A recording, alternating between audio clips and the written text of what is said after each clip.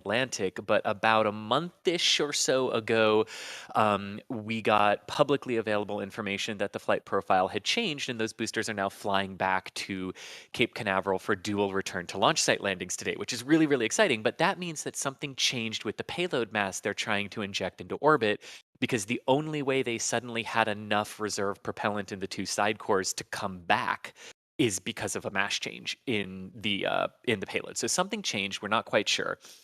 So the secondary unknown payload we know absolutely nothing about, except that there's a secondary unknown payload on board. But Tetra 1 is actually designed by Millennium Space Systems, which is a Boeing subsidiary company.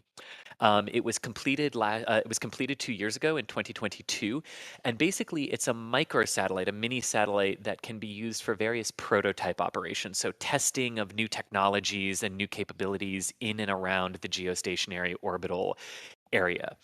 And that is the one that we absolutely know is on board. It is basically for the United States Space Force's Space and Missile Systems Center's Space Enterprise Consortium Other Transaction Authority. That's a mouthful.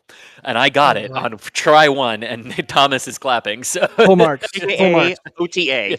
Yes, UTA. Yes, exactly. But that's basically all we know about this. This is very much a classified mission for the U.S. Space Force, but it is marking a couple of other firsts. And Sawyer, I don't know if you want to talk about some of the firsts for where this mission is specifically going and trying to get its payload. Sure. We have Oh, a question related to this. Why is Falcon Heavy necessary for this mission? And Sawyer, I'll let you take it away. Why Falcon Heavy? well, there you go. That's perfect. The reason for Falcon Heavy is because of where this payload is going. It is going direct into geostationary orbit. So Thomas you is probably clapping, heard so- maybe on Full past marks. launches where we talk AKA about it's going to UTA. geostationary Yes. transfer UTA, orbit. yes, That's where exactly. they drop it off but that's somewhere in basically all space, we and know then about this. the satellite This does the is rest very of the much a maneuvers to get classified itself mission for into the US Space geostationary Force. orbit, which basically But means it is that marking it a is set couple of over other one firsts. fixed And spot Sawyer, I don't know around if the you want Earth to and talk is about some of the rotating firsts at for the where same, this or mission is is orbiting at the same specifically speed going that the and Earth trying to get rotates. its So you payload. get that exact Sure. the satellite in the We exact have- same we have a spot all question day related round, to this. basically, Why which is is Falcon about Heavy 22,000 miles or necessary for this mission? 35,200 And kilometers up. Sawyer, I'll let you take it away. Because Why they're Falcon going Heavy? direct and not Well, with there you a go. That's transfer perfect. orbit, it The reason will for Falcon need Heavy the is extra because of where power this payload that is Falcon going. Heavy It is gives. going And direct so much, in fact, that into once it geostationary gets orbit. into Thomas is a clapping, so- temporary Past orbit, launches where we it will talk then about it's propel going to itself geostationary towards an transfer apogee orbit. of Yes, basically exactly. the But, drop it off geostationary somewhere in altitude, space, and then cruise for, we believe, about 6 hours until it finally realized to get itself into its final orbit. That's part owing to a little bit. Well, I guess once we can see the Falcon Heavy a little bit better, but there is a gray stripe on the second stage. Yes. On the second stage, and that's part of what enables them to sort of do that longer coast, right?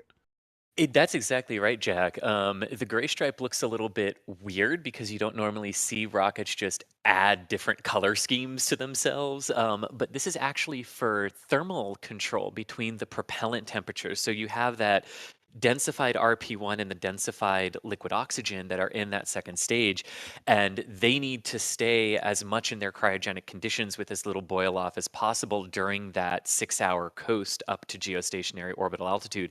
And that gray stripe actually allows for more uniform distribution of heating of the thermal energy between the propellants that actually allows them to stay in their cryogenic conditions a bit longer. It's specifically on the RP1 tank, right? Like it's about keeping the RP1 liquid or slush, but not frozen because space cold, and you don't want frozen fuel. So yeah, and it kind of can depend on where you are in your orbit, because you would want that thermal property if you're on the night side to keep things a little bit warmer, and then on the day side it does the exact reverse, right? It helps with the thermal properties to keep it colder longer even if you're in daylight. Got it. Okay, so we have our first suggestion from chat as to what the chant for this launch should be, and it's Geo. I don't know. I don't know if I'm sold. But that's the first one I've seen that I really like. I feel like because this is a classified mission, it should be something more like silence. Like Yeah. Redacted. Yes, that's Redacted. it. That's it. Done. Redacted. Redacted. Cannot There confirm you or go. deny. Cannot confirm or deny. But really, the fact that this is a classified mission for the United States Space Force is super cool. If you know anything about me, you know that my favorite type of launches are these classified launches because, well, I think part of the reason we all want to see Starship fly and succeed, and SLS for that matter, is we all want to see the future of rocketry and the future of science, as soon as possible. And the fact of the matter is, these classified missions are the very, it's the future today. We have no idea what it is. So, oh, HWM Monkey, thank you for the support. They say heavy, heavy, heavy. I like that. That's a good one. That's the also a good simplest one. one that eludes us. Yeah, right. It was right there the whole time. Let's see here. Amiga Clone pointing out that this will be Falcon Heavy's last flight as the world's most powerful operational rocket. That is because we have a launch of SLS coming up here soon, and hopefully also Starship. Oh, knock on wood. Yeah, exactly. Knock on wood. Fingers Hopefully I didn't just ruin it for everybody. My bad. Let's see here. I'm gonna go through, and if this is the first time you're watching one of our streams, hopefully we've got some fun first-time friends on this broadcast already. Type at NASA Spaceflight into chat and follow that with any questions you may have about the mission, about the launch, what have you, and we will see your question pop up into some software that Michael wrote, and we'll be able to answer your question. So a little bit of an interactive thing. That's how we do it around here. Make sure you get your questions asked because I'm looking right now. You got a good question? I'll ask it. Like why bacon good? Well, that one I don't know if I can answer. It's just sort of a property of the universe. Here's one from KWH. They're asking, for someone who doesn't follow closely, why no Falcon Heavy launches for 4 years? And I'm gonna throw this one to Alex because he hasn't said anything cool yet. Yeah, well, it's actually been 3.5. The reasoning is basically because the contracts that they had for Falcon Heavy, the payloads, had been delayed for several years. Especially this mission had been contracted in late 2019 for a launch in late 2020. And it's been 2 years since that original target. And here we are. And it's not been the fault of Falcon Heavy. We know that Falcon Heavy was ready for flight even last year.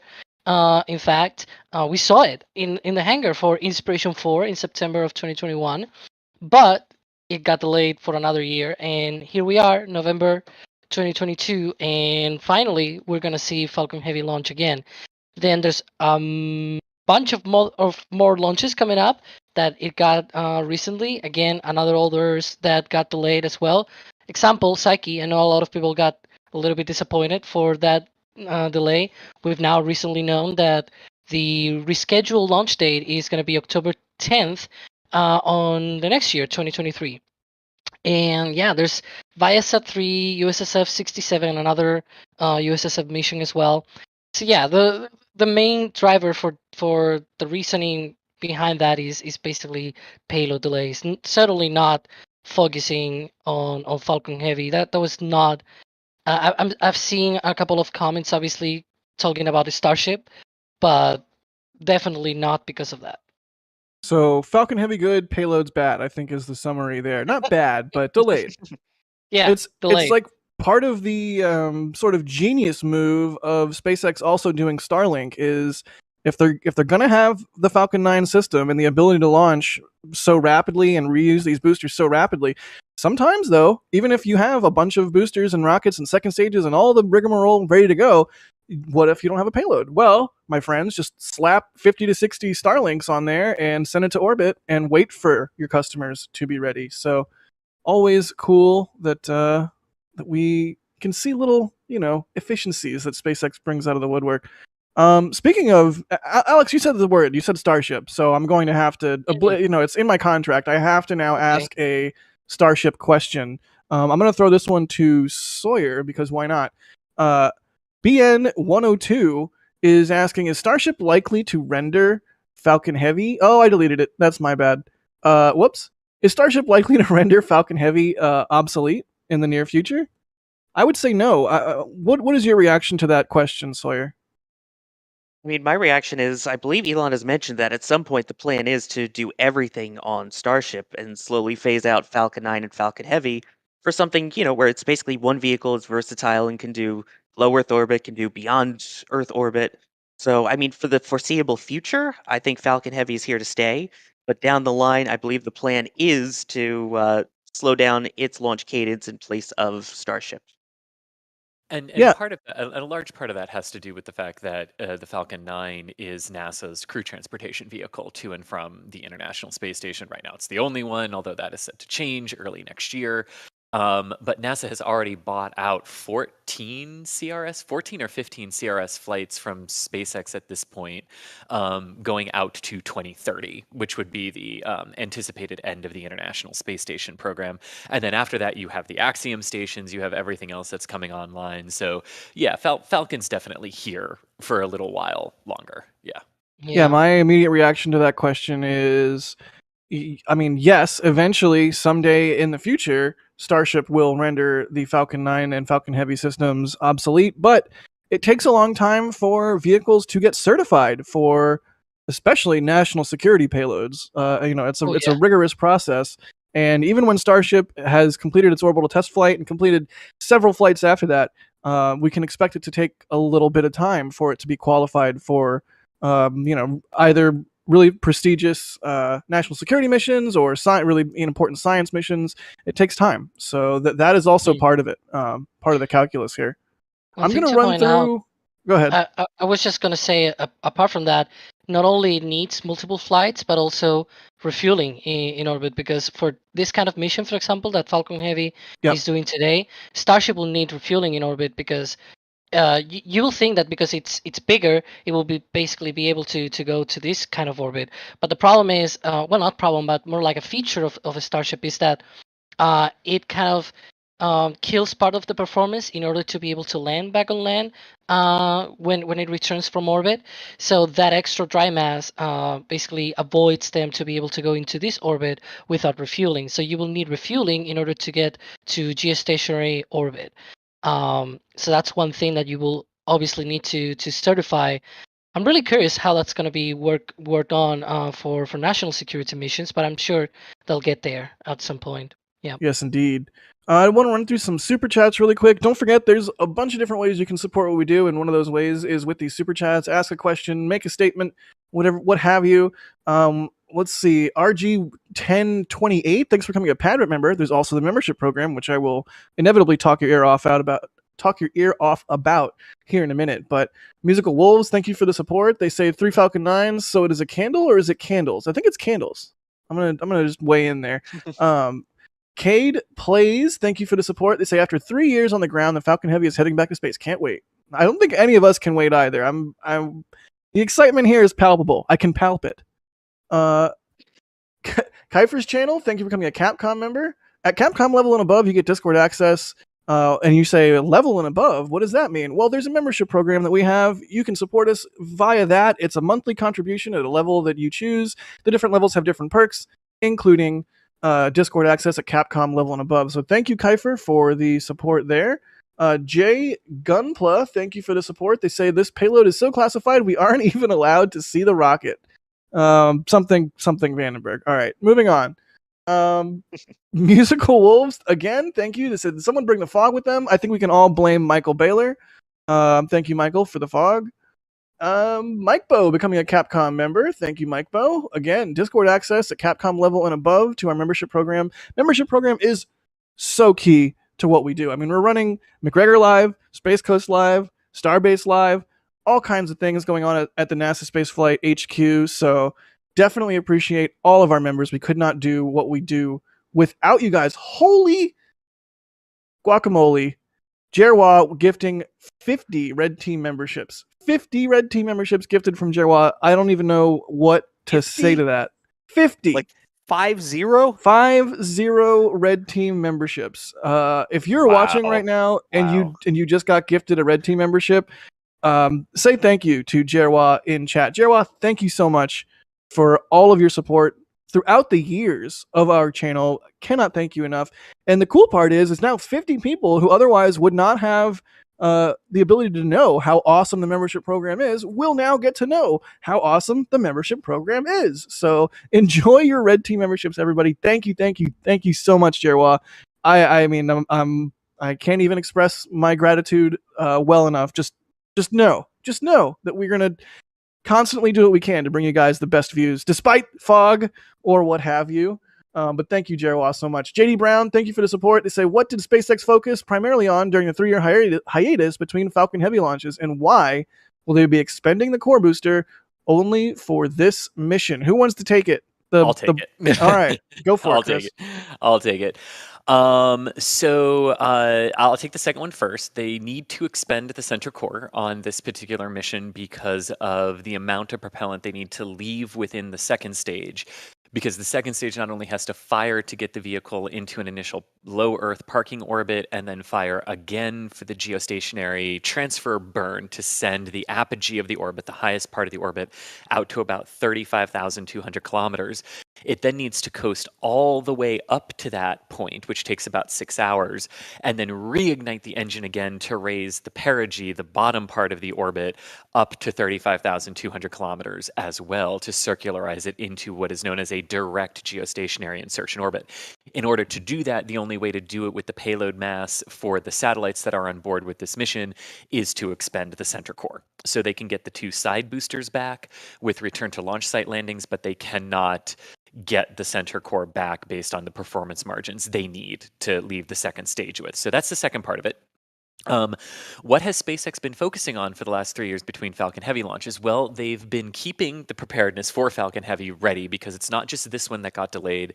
Psyche got delayed, Viasat got delayed, a whole bunch of others for the Space Force and US government got delayed as well here. So in the meantime, since June of 2019, which was the last time the Falcon Heavy flew, SpaceX has really concentrated on getting their crew flight program up and running. It was about a year after the most previous Falcon Heavy that Bob and Doug launched on Demo 2, and then we have had 5 NASA launches up to the International Space Station since Bob and Doug, plus Axiom 1 and Inspiration 4 as well. So they have really concentrated on not just launching the Starlink constellation, but in getting the crew program up and running very smoothly and kind of like clockwork too. Yeah, for what's dare I needed. say remarkably smoothly. Knock on Yes. knock on Yeah. particle board.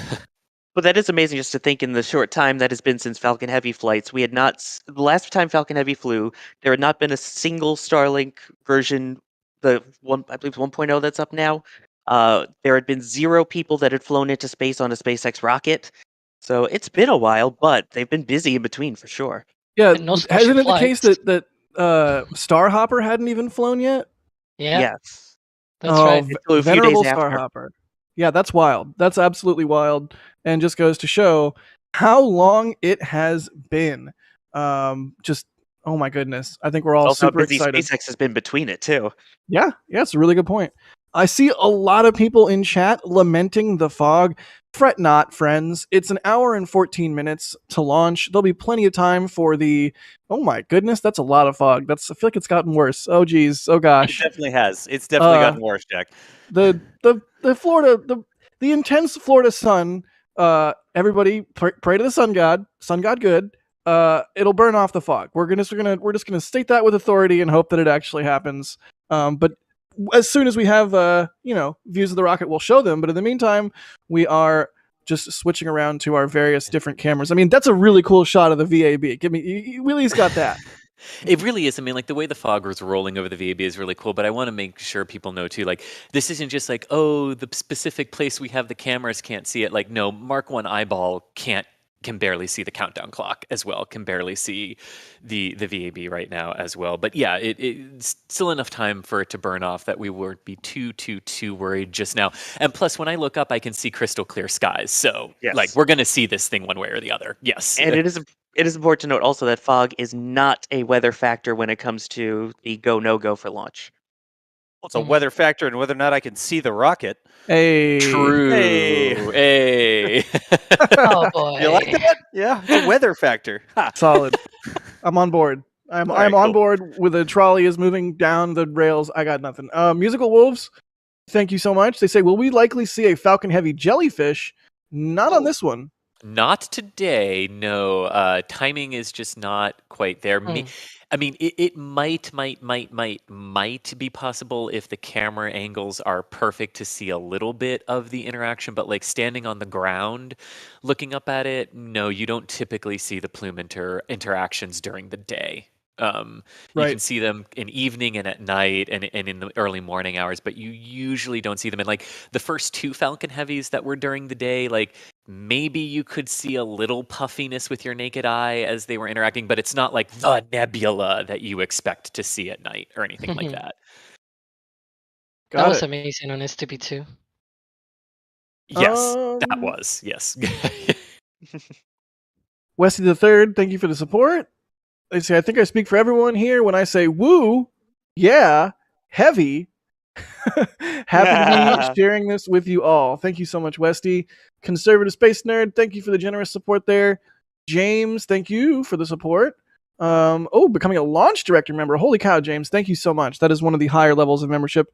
Thank you, thank you, thank you. Also, GRX70, also becoming a launch director. Cannot express our appreciation enough. And the way in which we will express that appreciation is by continuing to do our best to bring y'all the very best views we can of all the launches that we can. And, fog notwithstanding, but it's going to burn off. It's going to burn off. And the crowd chants, sun, sun, sun. Mood, thank you for becoming a Red Team member. Plush Vader, thanks for becoming a Red Team member. Couple more of these, and we will go on to some viewer questions. Gray Fox, thank you for the support. They say, I love you, Kel. Let's watch Heavy Launch. That's adorable. It's warming my cold, dead heart. DYU89, I know who that is. Thank you for the support. They say, Michael needs to stop taking the Vandy Fog with him, please. Let's all blame Michael. Yes. Wait, no, I didn't say that, because then I will, he will have retribution against me. So no, nobody blame Michael. Ground umbilical carrier plate, which it just it sends shivers down my spine. Oh It just boy. sends shivers down my spine. If you know, you know. Guck P is saying, how long until we actually get the center core back? Guesses. Are they even going to do it at all, you think? After they lost the third core in a row with that, I did hear some discussion as to whether or not, because of how far downrange the center core is always going to be, because of the hot energy profile it's going to be coming in, there was some talk about, do they actually need to do it, or is it just better to let it be expended? I don't know if they've particularly landed one way or the other on that, except I think future ones coming down the pike do still plan to have some recovery hardware on them. We'll have to wait and see what their ultimate decision is. But for this mission, the reason the center core is expendable has everything to do with the mission parameters and the mission needs, and nothing to do with, it's too difficult to get it back. It's really just they need every ounce of performance out of it, or ton force of performance out of it that they can get. And that's the reason they're expending it on this one. And Sawyer is looking at me because I know he's got something to add. Yeah, no, another factor that there also could be a deciding factor with that is the fact that this mission was originally supposed to have the side cores land on 2 of the barges, of which currently there are only 2 drone ships here on the East Coast. So if that is the case, if you need that extra performance from the side cores to the point that they will land on the drone ships, then you have no drone ship remaining for that center core. So that's also part of it too. Yet. Yes. There's also the next 2 launches of Falcon Heavy are going to be same profile as this. The only difference is because they have different masses of the payload.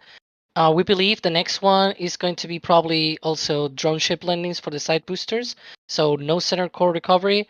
And the next one after that is also a military mission like this one, also to the same kind of orbit. And we're not sure if it's going to be side boosters to drone ships or not, but the center core is probably going to be expanded as well because of similar kind of orbit. And I think there was a question as well somehow asking if there's going to be a full expendable Falcon Heavy. There's going to be one. That's going to be Europa Clipper. So that's going to be very interesting to see fly. Yes, indeed. Wait, y'all. Jack, look at Yeah. the fog rolling over the VAB. It's clinging to the VAB. Yeah. It's The so far cool. side. Gah. It's like the VAB got scared and the fog's going, shh, protect your rocket. You're next. You're next. Maybe I'm just sleepy, but it's like I was gonna say it's like a comfortable blanket of fog for sleepy Yes. for the sleepy VAB, but Yeah. just It's like projecting there. breaking over the top of it almost, like flowing over the top. Now, you know what you can't see, but is happening right behind that vehicle right now. Crawler Transporter 2 should be starting its move to High Bay 3 to go get SLS on Friday night. The crawler park sites are actually behind the VAB from this viewpoint, but first motion of the crawler was supposed to have already happened this morning to go get SLS for its rollout on Friday morning. So Nice. busy day here at the Space Center. Really, what it is the VAB is its favorite holiday is Halloween, and it did not get the memo that it is the next day. It's functionally showing up to work in its costume for 2 days in a row, and It had a hoping late nobody night. says anything. Yeah, it had a Dressed really as a late- ghost. Yeah, there we go. I mean, it was already wearing orange with a big orange rocket, so Spooky. Okay. Mayflower, thank you for becoming a Capcom member. Kel saying I love you too to the person earlier who I forget who it was who said they love them. That's adorable. Once again, warming my cold dead heart. Nico, thank you for the support. They say, could they have saved the center core if they landed the side boosters downrange on a drone ship? Well, Sawyer, you were just saying they would need another drone ship, right?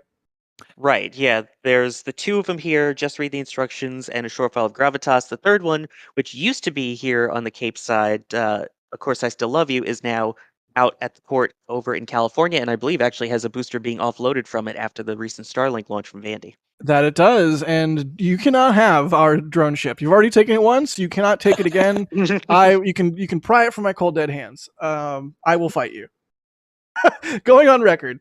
So yeah, that's what's going on there. Tiny ship, or tiny sniper, sorry, saying, would there be additional performance gain if they landed the side boosters downrange? Do they have that capability? We were just talking about that. Yes, they do, and yes, there is. Minimus, or go ahead, Chris. Yeah. The only thing I would add is that for this one, the performance gain was sort of negated by the fact that you couldn't get the center core back anyway. So just take the performance gain you would have given the center core by burning the two side cores longer and just let the side cores come back and save a lot of money by not having to deploy marine assets to go get them. That's right. And it allows for another launch tomorrow, even, so that you can still use the drone ships. That's true, because there's a drone ship landing tomorrow, isn't there? Yes. It never stops. It never stops. Let's see here. Tom Dalton in chat says making bacon burns away fog, so you know what to do, everybody. Well, clearly someone's been making bacon because we can see the clock a little bit better now on the cameras. So fog Yay. burning off, folks, and we promise there is a rocket, and we will get to see it at some point, hopefully today, if it lifts off. T-minus an hour and 5 minutes. The sun, please come out, Mr. Sun, and do your thing. Miramus, thank you for the support. They say love from the Netherlands. I have a rocket joke. Oh God, let me read it first to make sure. Okay, they have a rocket joke. What rocket engine is the best for cleaning? A vacuum optimized one. All right, I'll see yourself. I'll see myself out. We will all see you out. We are all currently escorting you to the exit. You know what? I applaud that sense of humor. That fits all of us quite well. I love that. I'm on board. Lensman, thank you for the support. They say he is heavy. He's my booster. That's a reference to something that I am completely missing. Darn it. He isn't heavy. He's my booster. Nice. Yeah, I don't. Yeah. I'm lost. Sorry. Movie quotes. Yeah, but what movie? I don't know. I almost said Few Good Men, but it's not Few Good Men. It's something with men, mice and men, I think. Few Good Men. It doesn't involve sci-fi. I don't think we're gonna know it. You want my brother? Another You movie can't we can my add brother. to the not seen NSF list. Chad is saying it's a Beatles maybe. song. It's Beatles song. Okay. Oh yeah, I'm completely lost. No, it's the Hollies. The Hollies? Anyways. I don't know. I knew it was a quote. I knew it was queue up. Here comes the sun. I don't Welcome like being to the one NSF. that doesn't get the reference. I'm usually the one that's like shaming Adrian for not getting a reference or something, and I'm completely lost right now. So I don't get it either, but I love the fact that basically what this became is NSF tries to decode a cultural reference they're not aware of. Oh, we're all Jack, nerds. I know what song I'm going to be listening to later now. What's up, Dos? I don't know if it's worse to not get the reference or get the reference but get it wrong. They're both bad. Which is worse? And Adrian in our back channel just says in all caps, "Now you know how I feel." And ooh, that cuts me deep. Oh man. Oh, that's good, Adrian. That's good. BVF, thank you for the support. They say there's a Marty McFly joke in here somewhere with Falcon Heavy. Okay. I understand the Fading from view? Oh, there we go. Yeah, it's got to go back in time and save itself by making its parents go to a I don't. Okay, Jonathan, And- thank you for becoming a launch director member.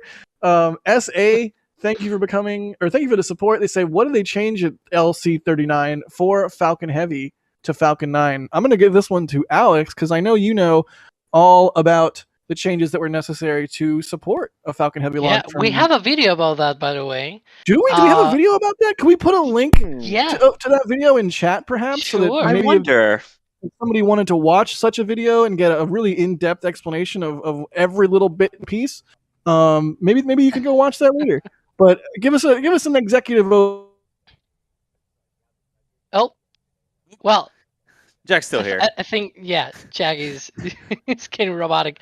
Yeah, so the changes were merely mostly on on where the rocket is held down to, the hold downs, the QDs. So basically the quick disconnects from where the side boosters are fueled from. Those were installed as well. They also installed the previous flight from 39A was a Falcon 9 launch, but it was a Dragon launch. It was the Crew 5 launch. And so they had to change the top of the Stromback that was configured for Dragon launches. It was reconfigured for fairing launches. Then also they added umbilicals for the nose cones. They basically are usually purged with nitrogen, as they don't want liquid oxygen because the top tank on the boosters, it's a liquid oxygen. They don't want buildup of gaseous oxygen on the nose cones and also on the intro stage as well. And they also installed what they are called compression bridges, so the rocket can basically be held down in between the cores, in between the core booster and the side boosters. They put those on the mount so that the loads, the weight as the rocket is basically held up vertical and fueled during launch countdown, that can be basically very well distributed during that process of active loading the boosters and everything. So yeah, it's a little bit of a summary. We go more in depth on that video. Yeah, and I just posted the link to the video. Hopefully you can hear me. Can you hear me? Am I a robot? Beep boop. Yep, Jack, you're good. I can You're hear good. you. All right, cool. I just posted the link to that video in chat a bunch of times. I'll do it a bunch more here. And Go check it out. SpaceX just confirmed that it is on track for launch, so they are on track. Excellent. Sweet. That's what we want to hear. An hour to go. An hour and 20 seconds ish. I'm not gonna make the same Mark mistake this time. Thanks. Go ahead, Chris. Yeah, and you know, for those of you who are very, very familiar with Falcon 9s and how Falcon 9s fuel, prepare for a surprise coming up in about 10 minutes, because that's when fueling begins for the Falcon Heavy. So in about 10 minutes here, we will be into fueling operations for liftoff. Love it. I absolutely love it. Falcon We'll take Heavy. your word for it. Yes. Yeah. I wasn't gonna say it, but you said it. All right, how about we Just do see what everybody's thinking. how about we do some more viewer questions? Let's see here. Tnarg, come on, you got to give me some like vowels in between consonants here. Tnarg17 is asking, is this the first Block 5 Falcon Heavy launch? Who wants to take that one? No, it is not the first Block 5 Falcon Heavy. I believe it's actually the third. Yeah. The only one that wasn't was the Falcon Heavy demo flight. All right, then. Yep. Let's see here. Moving right along. Don't forget, ask your questions at NASA Spaceflight, and we might just answer them. A whole bunch of questions. I know we just talked about this a little bit, but there's a whole bunch of questions about why they're expending the center core. I mean, we could just touch on that again really quickly. Good is asking, why aren't they recovering it? JD Rinks is asking, what's going to happen to it? Mr. Blocksy is asking, why aren't they recovering? A lot of people want to know. Inquiring minds want to know. Indeed. So this has everything to do with the performance capabilities for the rocket and the mass of the payload and where the payload is going. So if you recall, right, there are two different sorts of orbits that you can throw these missions into, right? And it's geostationary transfer orbit, where the rocket does about half the work of getting it to its final orbit, and then the satellite has to do the rest of it. And then there's what's known as direct geostationary insertion missions. And this is a direct geostationary insertion flight. So the second stage will first do a burn to get the payload into a low Earth orbit.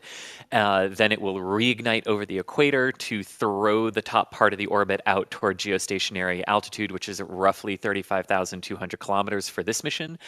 And then it'll coast up to there, and about 6 hours later, reignite that engine to do a circularization burn to raise the orbit up there. And because of all of that, and those extra burns, you have to leave extra propellant in the second stage than you normally would, or just a transfer orbit. And because you have to leave all of those propellants in the second stage, you have to burn the core stage for longer, which means expending it, because you basically need to use everything in it. Talking while Yeah, muted. That makes sense. Go ahead, Alex. And what it's most likely going to happen to it is just going to disintegrate during reentry. It's going to become a spicy series of not booster. It'll disintegrate, right? Yeah. If anything does end up splashing back down, it's not the end of the world. A lot of old rocket parts have ended up becoming artificial reefs at the bottom of the ocean, so it's not a total waste. Hey, hooray reefs. Let's see here. Looking for some more questions. Here, you know what? Every now and then I like to just throw one of these into the mix. Sort of a more, ooh, look at the VAB getting even spookier. Let's see. It's a little bit more of a philosophical question. Stephen Rogers is asking, in what decade do you think mankind will leave the solar system and venture into deep space? Alex, go first. I'm just going to go down the list. Give me a date. I know you're going to hem and haw. Can you repeat the question? When I was looking at other stuff. Sorry. When do you think we will leave the solar system and venture into deep space? Oh boy. 200 years, 300 years, What? I don't know. 200? A long time from now. Yeah. I'm going to say 50, just because come on. Does that mean like humans or like robotic missions? Well, I mean, the robots has already happened, right? We've got the Voyager probes out there doing their thing. Chris G, what do you think? This is like going to this is, pulling the Star Trek cord here. When do you think we're going to venture into deep space? Oh, well, as much as I would love to be able to say very, very, very soon, I think deep space, like beyond our solar system, is still well over a century or more away. Sadly. That's fair. I'm just gonna throw this out there. Imagine 50 years ago. What would that be? That would be what, 1970? 50 years ago would have been the 70s, yeah. 72. Yeah, 1972. Imagine being in 1972 and the technology back then, and then imagine today, and then sort of extrapolate out from there 50 years from now. Maybe. Who knows? I don't know. I want to believe. Hashtag I want to believe. Das, what do you think? Ready to go? It's going to be a while. Get comfortable. All right. Well, Earth is good and Earth is comfortable, so I think we're good there. And Sawyer, I'll let you chime in here. What do you think when we're going to venture into deep space as a species? I think your 50-year mark is good for colonizing Mars, maybe, but I don't know about going beyond the solar system. I think we're still at least a century away as well. Oh, come on. I'm going to be old and crispy here soon. I want to see cool stuff. 50 years. Let's just go with it. There's going to be a lot of cool stuff. That's true. That is true. All right. Thank you, Stephen, for the interesting question. Let's get back to Falcon Heavy. We are 54 minutes away from the opening of the window. It is a 29 minute. Yeah, thank you. 29-minute launch window, starting at 9:41 a.m. Eastern Time. So the clock is steadily ticking down. When does fueling start? Well, it should start in about 3 minutes, almost 4 minutes. All right, then. Indeed. And yeah, so because there's more fuel to pack on board, right? Because the fuels are much more densified and colder and everything like that, and how all of that affects the ground infrastructure and the rocket and the support struts between the side cores and everything, it means they can't do the as rapid of a fueling process as they normally do. With the Falcon 9, they have to start that process a bit earlier to let the thermal conditions work their magic across all the vehicles and the attach struts and the connection points on the pad and everything. And that means they start fueling the 3 central cores, the first stage, at T minus 50 minutes. And then they pick up with seconds. But then the second stage does the same thing. So when they get to 35 minutes, they'll start with RP1 kerosene, go through that, and then they'll wrap that up. They'll do the T minus 22-minute vent, not T minus 20-minute vent, because everything's about 2 minutes earlier at the end here with Falcon Heavy. So 22-minute vent, not 20-minute vent. And then RP1, and then liquid oxygen loading into the second stage will pick up. Fueling of the Falcon Heavy wraps up around 2.5 minutes prior to liftoff. So they still do the same load and go procedure, just takes them a little bit longer because of the bigger nature of the vehicle. And plus, Sawyer had some great stats in his article today. It also just takes a while to load 287,000 kilograms of liquid oxygen and 123,000 kilograms of RP1 into the vehicle. So I think we can say you can have an extra 15 minutes to load the vehicle on this one. Yeah, that's fair. And in a lot of ways, it's kind of dare I say bonky, that it only takes 15 extra minutes when you add 2 additional cores there like that. And I'm hearing in our back channel that we are go for prop load. We are go for prop load. That is what Right we on want to hear. time. Just like the Red Hot Chili Peppers said. Let's see here. No one's gonna understand. Okay, moving on. Mr. Classic rock Vippets. guy. Well, then, nothing wrong with that. Good.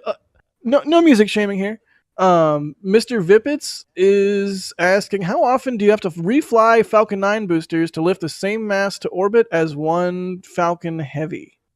This is like a word problem here. Alex is like frantically scribbling on a back of an envelope. What is the performance discrepancy there, or how many Falcon 9s equals one Falcon Heavy? And don't say 3 unless it's actually 3. Wait, me? Anybody? Oh. Well, Let me it take a look. I depends. can let you know. All right, we're doing the math. We are doing the math. In the meantime, I have the SpaceX paperwork. I'm looking it up for you. all right, cool. Is it an expendable configuration? Is it reusable? Well, yeah, let's just say It depends. let's say in the same configuration that we're looking at here now, with a center core expended and the dual RTLS side boosters. Okay, well, that should be about 45 tons to low Earth orbit. So that would probably mean 3 launches of Falcon 9 in the same configuration as it is for a Starlink launch, for example. So it did end up being 3. Hooray! It looks about right from the math I'm seeing. 2.7, but you can round it up to 3. It's okay. Oh goodness. Well, let's see here. Oh, you know what? I think in commemoration of Falcon Heavy's first launch in like 3.5 years, we have some Falcon Heavy specific merch. If you want to express your love for all things heavy, feel free to check out our store. We've got all kinds of cool stuff. We've got the heavy hoodies, hoodvies, headvies. Okay, we've got the heavy design. It comes on t-shirts and hoodies and all kinds of other things, as well as we've got some metal prints from previous Falcon Heavy launches, from like some cool remote shots and stuff like that. So definitely check out the store. It's another way you can support what we do. So thank you to everybody for supporting what we do, because hey, that means we get to keep doing it. So I'll just throw that out there. And I do want to give a shout out, because I know there's a couple of people watching who were on a boat ride I took out yesterday to the launch pad. They were all wearing their NSF shirts, and we all connected over that, and we're having a great conversation. And hopefully everyone that's down here gets to see the launch, and they just happen to be looking cool, in my opinion, wearing those shirts too. Yes, indeed. And we have a promotion going right now, just, basically for this stream. If you get more than one product that is a Falcon Heavy related product, everything all of the Falcon Heavy products in your cart will get a 10% discount. So get more than one Falcon Heavy product. The Falcon Heavy products in your cart will get a 10% discount, and that is a special promotion that we are running on this stream just for y'all. So if you want to load up on some heavy merch, go on and do it. Let's see here. The hoodie's gray to match the view. Hey. 48 minutes to go, and we're all just like praying to the sun gods and hoping that this fog burns off. Let's see here. Here's one from Matt Hicks asking, any word on SpaceX's vertical integration facilities, or do you think that they will use the new Mega Bay at Kennedy Space Center? I don't think the Mega Bay is really a replacement for that, but they're supposed to be building a vertical integration facility at 39A at some point here, right? That's still a thing that's happening? It has Some been point, discussed, yes. that's for sure. Yeah, I mean it's something that has been planned and discussed so that for something like this with a national security payload or something that is more secretive that you need to access and integrate while out at the pad, as opposed to like this one where it rolls up horizontal and then is lifted vertical. Then yeah, that's what they're planning on, but again, not happening yet. Hey, y'all. We've been Uh-oh. busy here, Uh-oh. pulling levers and pushing switches and buttons and things. Hey, Got a little closer for you there. Hey. enhance. Enhance, nice. Enhance. Awesome. Well, closer views are good. Oh my gosh, look at that. So weird without the landing legs. I The know center core. I'm supposed to like commentate and be insightful, but at certain times I just am kind of gobsmacked, and all I can say is just look at that. Oh my gosh. And yeah, note that center core does not have recovery hardware. Good call, Alex. No What were you gonna legs, say? Speaking no of the fins. Speaking of the vertical integration facility, if you keep this feed or if you can keep that on the right hand or on the right side, you can see there the trench, the flame trench that was actually covered a little bit to be able to adapt for that vertical integration facility. So you can see like a slab of concrete that they put out. That's actually new since the last Falcon Heavy flight because it's been so long that they actually installed that in between. So yeah. Wow. And you can see it's just a super clean looking rocket. We got the gray stripe on the second stage. We've got the bare center core. Oh my gosh. This is You just getting wait to be until the unusual. next heavy. Yeah, this is getting to be an unusual sight now. The fact that we're seeing clean boosters. We've had so many reflown pieces and parts that the fact that we had Crew 5 and now this, both with all brand new boosters at 39A in a row, it's crazy.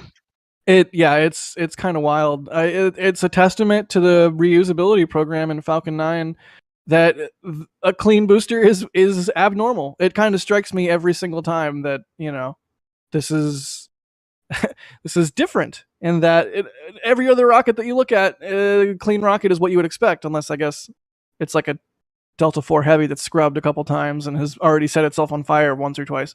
But I digress. Oh, don't bring up 44, the other 44. Anyway, If the schedules hold, the next one is gonna be very, very weird in that the left one is gonna be a little bit sooty. The center core is gonna be white. It's gonna be new, but the right one is gonna be super sooty. It's gonna be the 8th or 9th launch of that booster, so it's gonna be way, way sootier. It's gonna be dirty. yes. And should also point out there along those lines that the side boosters can be converted to a Falcon 9 configuration and vice versa. The core stage cannot, but we have seen Falcon Heavy boosters that are now flying as a single stick Falcon 9, basically. Yes, indeed. But right now, these two that are on here, their next two flights after this are both scheduled to be on Falcon Heavies, also for the U.S. Space Force. Wait. Let's see here. Good question from Matt Hicks. Strum is asking, can a possible future crew-rated Falcon Heavy take Orion to the moon?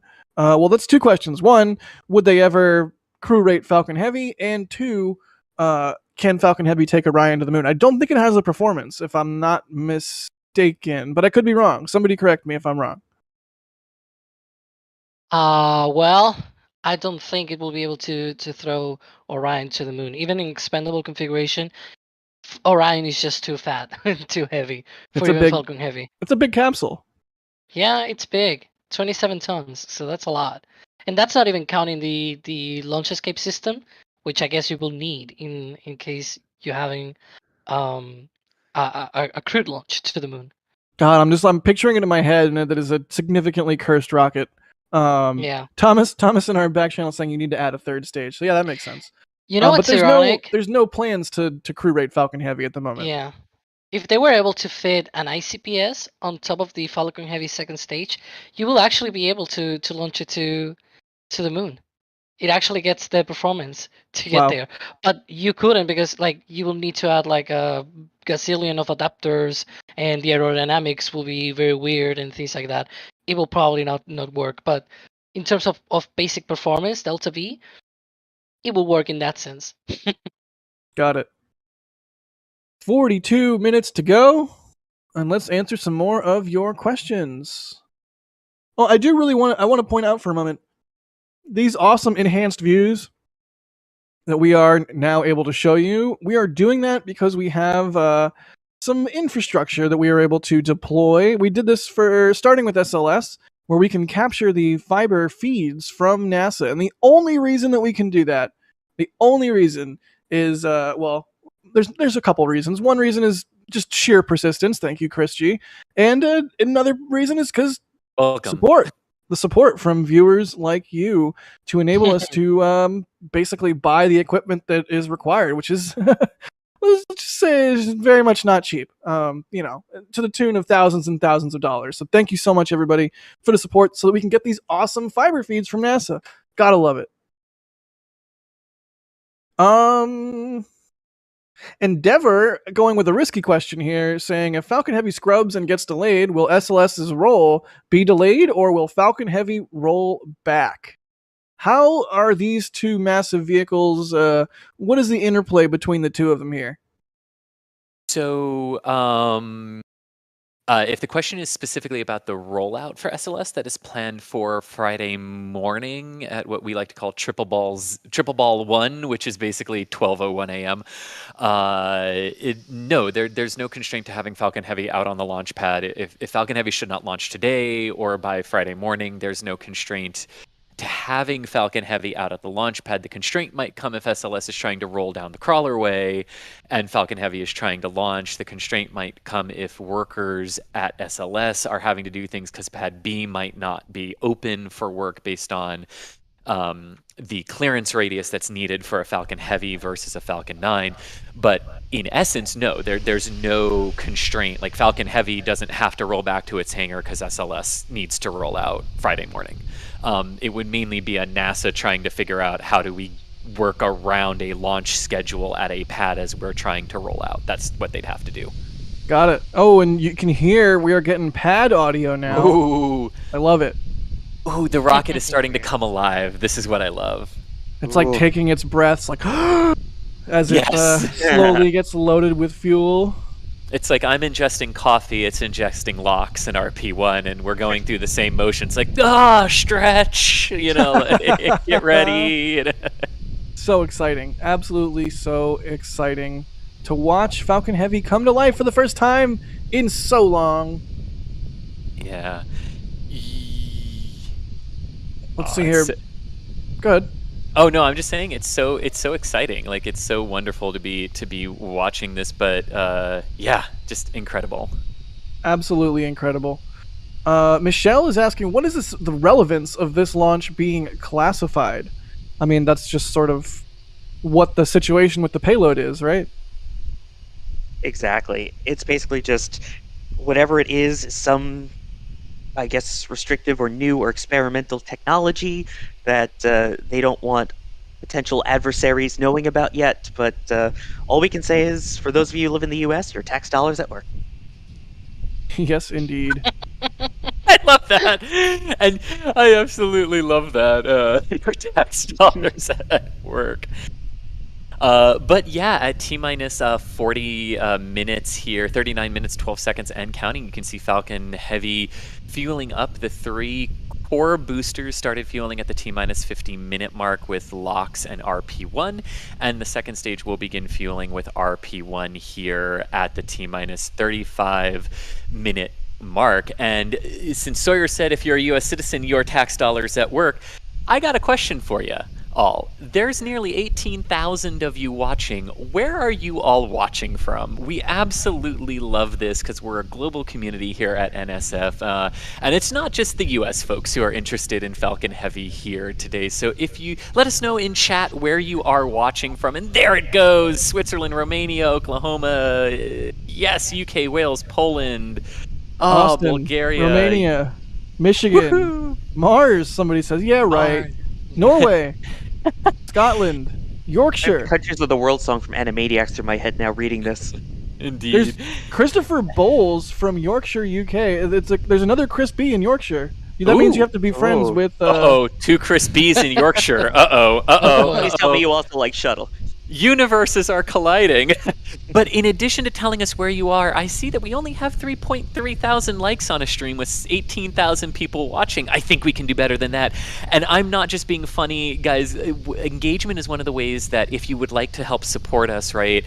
Hitting that like button, engaging with us in chat makes the YouTube algorithm go, oh, wow, people really like this stream. Let me suggest it to others, too. So that's another way you can help us and help other people see a Falcon Heavy launch. So because some people, it's been a long time. It's going to be their first time seeing a beast like this lift off. And merch, Speaking too. of, well, some merch. Speaking of supporting us. Yes. And also supporting us, you can also be adorned in your own heavy merch because this is just the first of a salvo of Falcon Heavies that they've got planned over the next 5 months. So get your heavy merch with us. Pauline did an absolutely wonderful job with this design. And yeah, definitely get your cladding, like 39A. Oh, jeez. Oh boy. Falcon Heavy didn't like that one. No, Falcon Heavy disagreed with the joke. Probably So be venting it. for RP1 load on the second stage. Which is supposed to start in about 1 minute and 45 seconds. Which would make sense. Definitely. We're currently on RP1 load on the 3 boosters and Lux load on the side boosters. And we should be coming up on RP1 load on the second stage, and I guess also Lux load on the center core. Excellent. Things progressing exactly as we would expect and want to see. I love it. Chat is still just going through all the different places they're watching from. Tampa, Florida, Arizona, Australia. Oh, I Finland. like the person who says I'm in a recliner with a coffee with a Starbase mug in New York, Earth. Love it.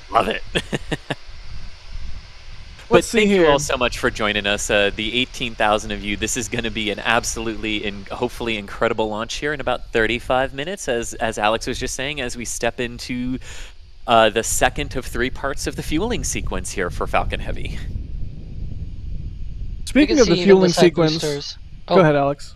I was gonna say that the side boosters are getting frosty, like with the condensation and everything. That's a clear sign things are progressing. It's Frosty, so we're talkie. Wait, that's a different stream. That's a Starship. Okay, speaking of the fueling process, Craig Millerbird is asking, is the center core loaded first, or the boosters, or... Oh, where did it go? Oh, I lost it. What is the process? Is it they all sort of loaded at the same time? Is it boosters first, then center core? How does that work? They Different all times. pretty relatively close to each other, though. I mean, the first stage and the side boosters will start loading the RP1 pretty much at about 50 minutes. The way that SpaceX classifies it is all 3 of those boosters are essentially just their first stage. So if you hear first stage loading, that includes the side and center cores. So it's essentially all of them, although it may be slightly staggered, but it's about the same time. Yeah, I just heard a call out. RP1 is being loaded on the second stage right now. Right on time. Excellent. And if it wasn't right on time, we'd be worried because they're in the auto sequence at this point. So everything is very, very carefully sequenced at this point to get to liftoff. Yeah. Speaking of the sequence, Charlie Cushing is asking, does SpaceX change the amount of fuel on board on a launch-by-launch basis for weight and balance purposes? I don't think they do that, right? No, to our knowledge, Falcon 9 and Falcon Heavies just get fueled, and it's what your payload mass is that then determines everything else. To my knowledge, I have never heard of a Falcon Heavy or a Falcon 9 Block 5, I'll caveat that, being launched underfueled. I mean, even the ridiculously small Formosat 5A mission, which could have been launched by a Falcon 1, and was launched by a Falcon 9 out of Vandenberg, had a full prop load, full propellant load on board. So no, they don't usually. I don't think there's ever been a moment of underfueling the Falcon for liftoff, at least in this Block 5 configuration. Right, and obviously you can hear the rocket agreeing with you again too. They do it on the other side, so they do not underfuel, but sometimes for Starlink missions though, they do tinker a little bit with the fueling procedures to be able to pack a little bit more of propellant without actually, changing the tank size or things like that, just to get more performance, which is very, very useful for Starlinks because you can basically add a couple of more onto one launch, and that allows you to get more Starlinks into orbit more quickly. So extra fuel maybe sometimes, less fuel that just wouldn't make sense. Exactly. Let's see here. Where did that question go? Oh gosh, I lost it. All right, well. It went into the fog. It did. It went into the fog, much like Falcon Heavy. Oh no. Ticonderoga, thank you for the support. They say, hey, look, it's Floridenberg Space Force Station. Oh, wait. Floridenberg, I love that. Yes. Haha. Okay, you got me. Gravelly Don, thank you for the support. Oh my god, it's $100 super chat. Thank you, Don, so much. They say Bacon Fund from Gravely Don. Oh, that's amazing. Thank you so much. Once again, we could not do what we do without your support.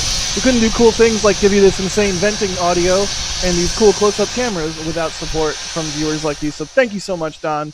Thank you, thank you, thank you. And I just want to say too, like sometimes when we run through thank yous, they can sometimes sound insincere just because it sometimes breaks our brain with the amount of support and the amount of love that we get from you. But every thank you very much is sincere. What Jack was just saying, it is exactly that allows us to be here, that allows us to do that, and allows us to keep growing and bringing more and more robotic cameras into DOS's army. So truly, truly, truly, thank you. That means the world to us. Yeah, absolutely. I hope I never come across as flippant as I'm thanking everybody. The thing is I want to thank everybody. I want to express our appreciation because we all really love what we're doing here and love sharing this stuff with everybody. But at the same time, we want to share the thing with everybody. We don't want to spend the whole stream thanking people, although at the same time, your support needs to be acknowledged because seriously, couldn't do it without you. So thank you, everybody. I will return your support in the form of rapidly thanking you and getting back to answering cool questions about rockets.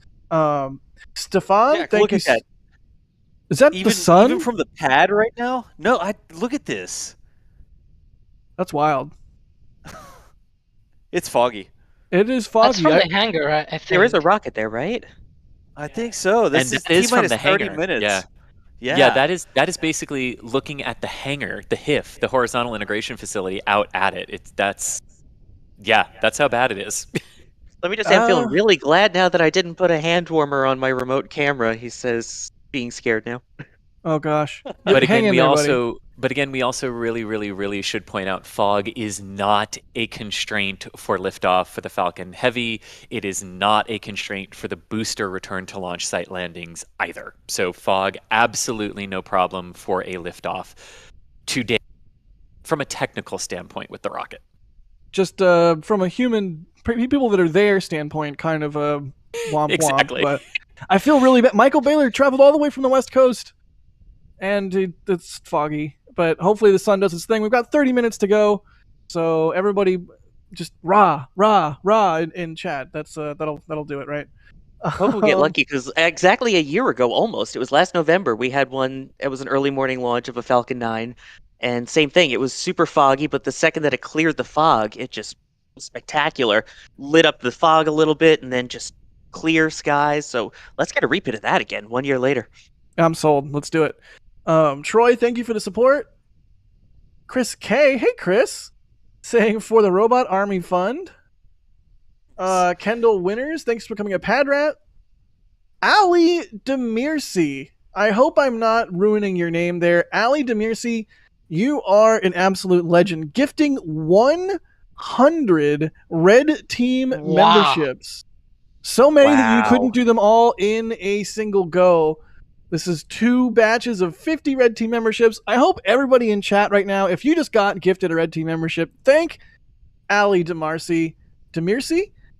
Seriously, thank you so much for that phenomenal amount of support, Ali. It's super cool, this whole gifting program, because it enables people to try out the membership program who otherwise might not have tried it out. And hopefully the idea is they see how awesome the membership program is, they get the cool perks that we have for them at the red team level, and they decide to stick with it. So thank you so much. I cannot express our appreciation enough. And I will just reiterate, we can't do this without you guys. And we'll keep on keeping on. You keep watching, you keep supporting, and we will keep doing cool stuff and sharing launches with you and people around the world. And on that note, William Stump, thanks for becoming a launch director. That is very awesome.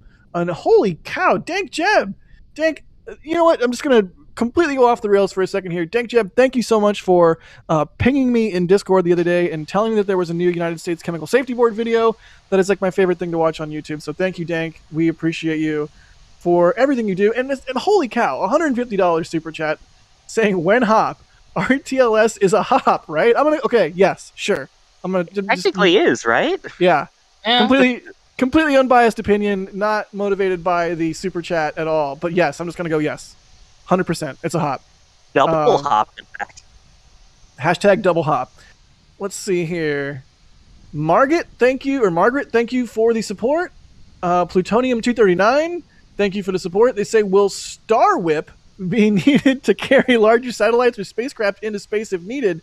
I'm just gonna. Yeah, well, that's what they wrote. So that's got to be. I think we're all just a little bit behind the times. There's some new thing that we haven't seen yet in Boca Chica, and it's Star Whip. Okay, anyways, Starship will be needed to carry larger and heavier things into space. That is what it's for. Also, rapid reusability. Couple more of these, and we'll go back into some viewer questions as we're getting closer to launch. Let's see here. Peter, thank you for the support. Ken Collins, thanks for becoming a flight engineer. That is awesome. That is the highest level of support. So thank you so much, Ken. We really hope you enjoy all the membership perks. Jump into our Discord and say, hey, I give you a one-time revocable permission to @me on stream and say hey, so I can provide you with the obligatory Forrest Gump wave greeting gif. Tom Dalton once again saying making bacon burns away fog, so everybody, you know what to do. Jacob Reddle, thank you for the support. They say one way or another, here comes the sun. Thank you. Michael Zimmerman, thank you so much. Watching from Switzerland, they say let's go Falcon Heavy. Stefan Belfast saying premature vent going on. It's like an Earth vent. It's different than the grass vent. It's different than the T-minus 20-minute vent, which is coming up here in a second. It's like a T-minus 22-minute, in fact, yes. Thank you. So it's coming up in like 3 minutes here. Yep.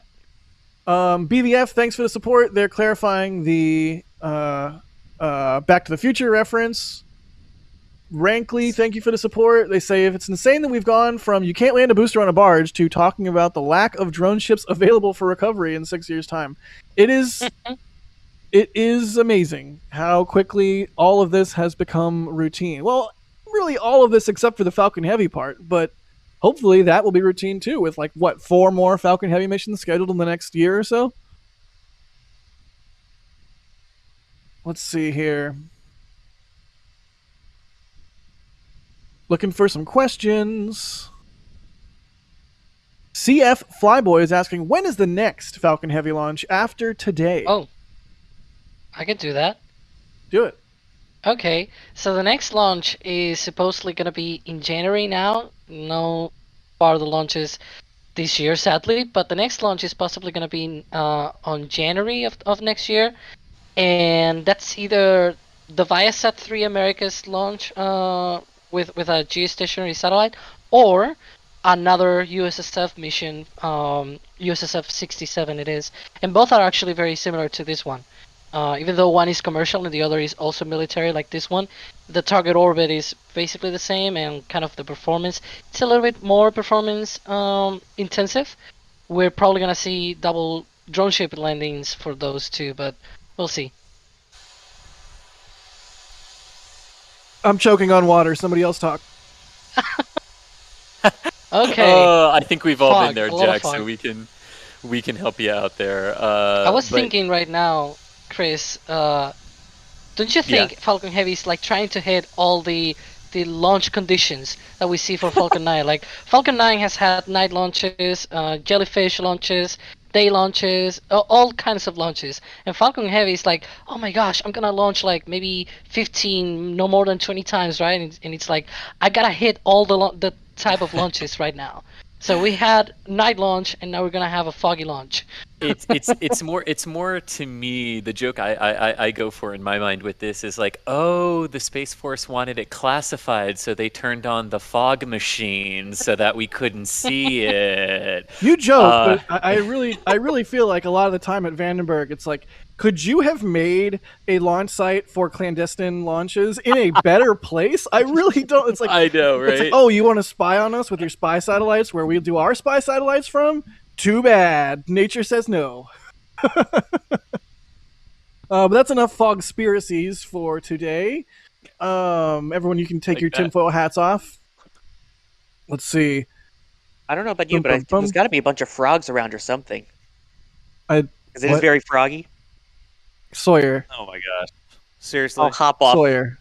Oh my God! Oh, you had come on. You had a follow up. Why? Oh god. I am That was not a awake setup. enough. It was. Speaking of that was a fog, total I setup. believe I believe Falcon Heavy is gonna add a little bit of fog of its own right now because we're approaching the T-minus 22-minute vent for this one. So yeah. Jeez. Tell it we don't need any more fog. We have plenty of fog right now, Falcon Heavy. Thank you. Falcon Heavy hears your request and denies it. It takes that under advisement. Yes, there we go. Alrighty. Let's see here. Ryan Weber, thanks for the support. They asked me how my bacon and coffee was this morning. I had neither of those because I went to a show way too late last night, and I'm operating on almost no sleep, so I didn't have time. But if you had bacon and coffee this morning, I hope you enjoyed it. Cape Team, I hope you're enjoying your coffees. We, I Greg like the caffeine Spencer? seltzer. Nice. I've enjoyed number one. I will enjoy the second coffee later. Yes. Greg Spencer, thanks for becoming a Capcom member. Hannes Rhetoric, thank you. Randiker. Hannes Randiker. There we go. That's words.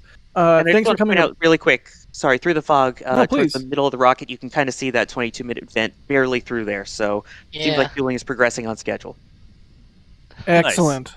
That is a nominal thing If that you- we want to see. Go ahead, Das. Oh no, I was just gonna say if you sort of like believe in it, you can see the venting from the rocket. You have to believe. Yep. Just heard the call out of stage 2 RP1 load is complete. Excellent. I'm just gonna run through some of these as quick as I can. CINP Railroad, thank you for the support. CD Knight Cape Town, thank you for the support. Nathan Crawford, thank you for becoming a PadRat member. Remy Turk, thank you for the support. Seriously, once again, I hope I'm not. Oh God, I'm gonna get fired for saying this. I hope I'm not beating a dead horse here. We could not do what we do without your support. So thank you, everybody. Casper Jasper, thank you so much. They're asking the radius that the sonic booms will be felt. How have we not talked about the sonic booms yet? There's going to be a triple boom, or a double triple, or something. Six. Yeah, double Six. triple basically. Double triple, Six. baby. Yeah, double triple, nice. I love it. What is the sort of the radius for those that to be heard and felt? Do we sort of So go for it? yeah, so like all of Brevard County is definitely going to have a shot at hearing them. The closer you are to the Cape, the better. Because this is going due east and then coming straight back in their profile. You might hear them in Orlando a little bit quieter. You might hear them as far north as Daytona Beach.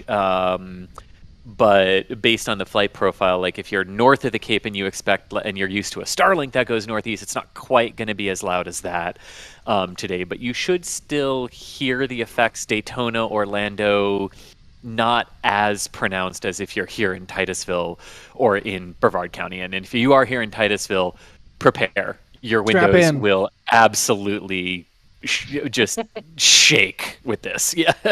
I love it. Sonic booms are so cool. I mean, come on. What's not to love? Well, except for maybe I've shattering seen glass. so many RTLSs, and every time I still jump every time they come, even though I know they're coming. Every time you stand there going, here they come, here they come, here they come. Oh my gosh! Like, Yep. yeah. Exactly. It happens at like a sort of a surprising time too. Like basically right as the landing burn sort of starts. Like it's almost like a 1-2. Like you hear the booms and then you hear engine. Like there's almost no gap in between the two sometimes, which can really be a punch in the face in the best way possible. It really can, yes. Yeah, and on top of that, if you go, say, to the causeway for one and then back to the press site, because of the distance and the whole speed of sound, you're like, okay, I know it's going to happen at, 7 minutes after launch, and then, nope, happens later or sooner. Let's see here. Alex Gar, thanks for the support. BVF, thank you for the support. Oh. Dave Is that the drone William. ship? Oh, no. Sorry. Where? What? No, I It's just just looked fog. at the wrong feed. Okay. What are you talking about? Shut. I was like, wait, I there's didn't say no anything. drone ship today. Alex has either had way too much coffee or way not enough coffee.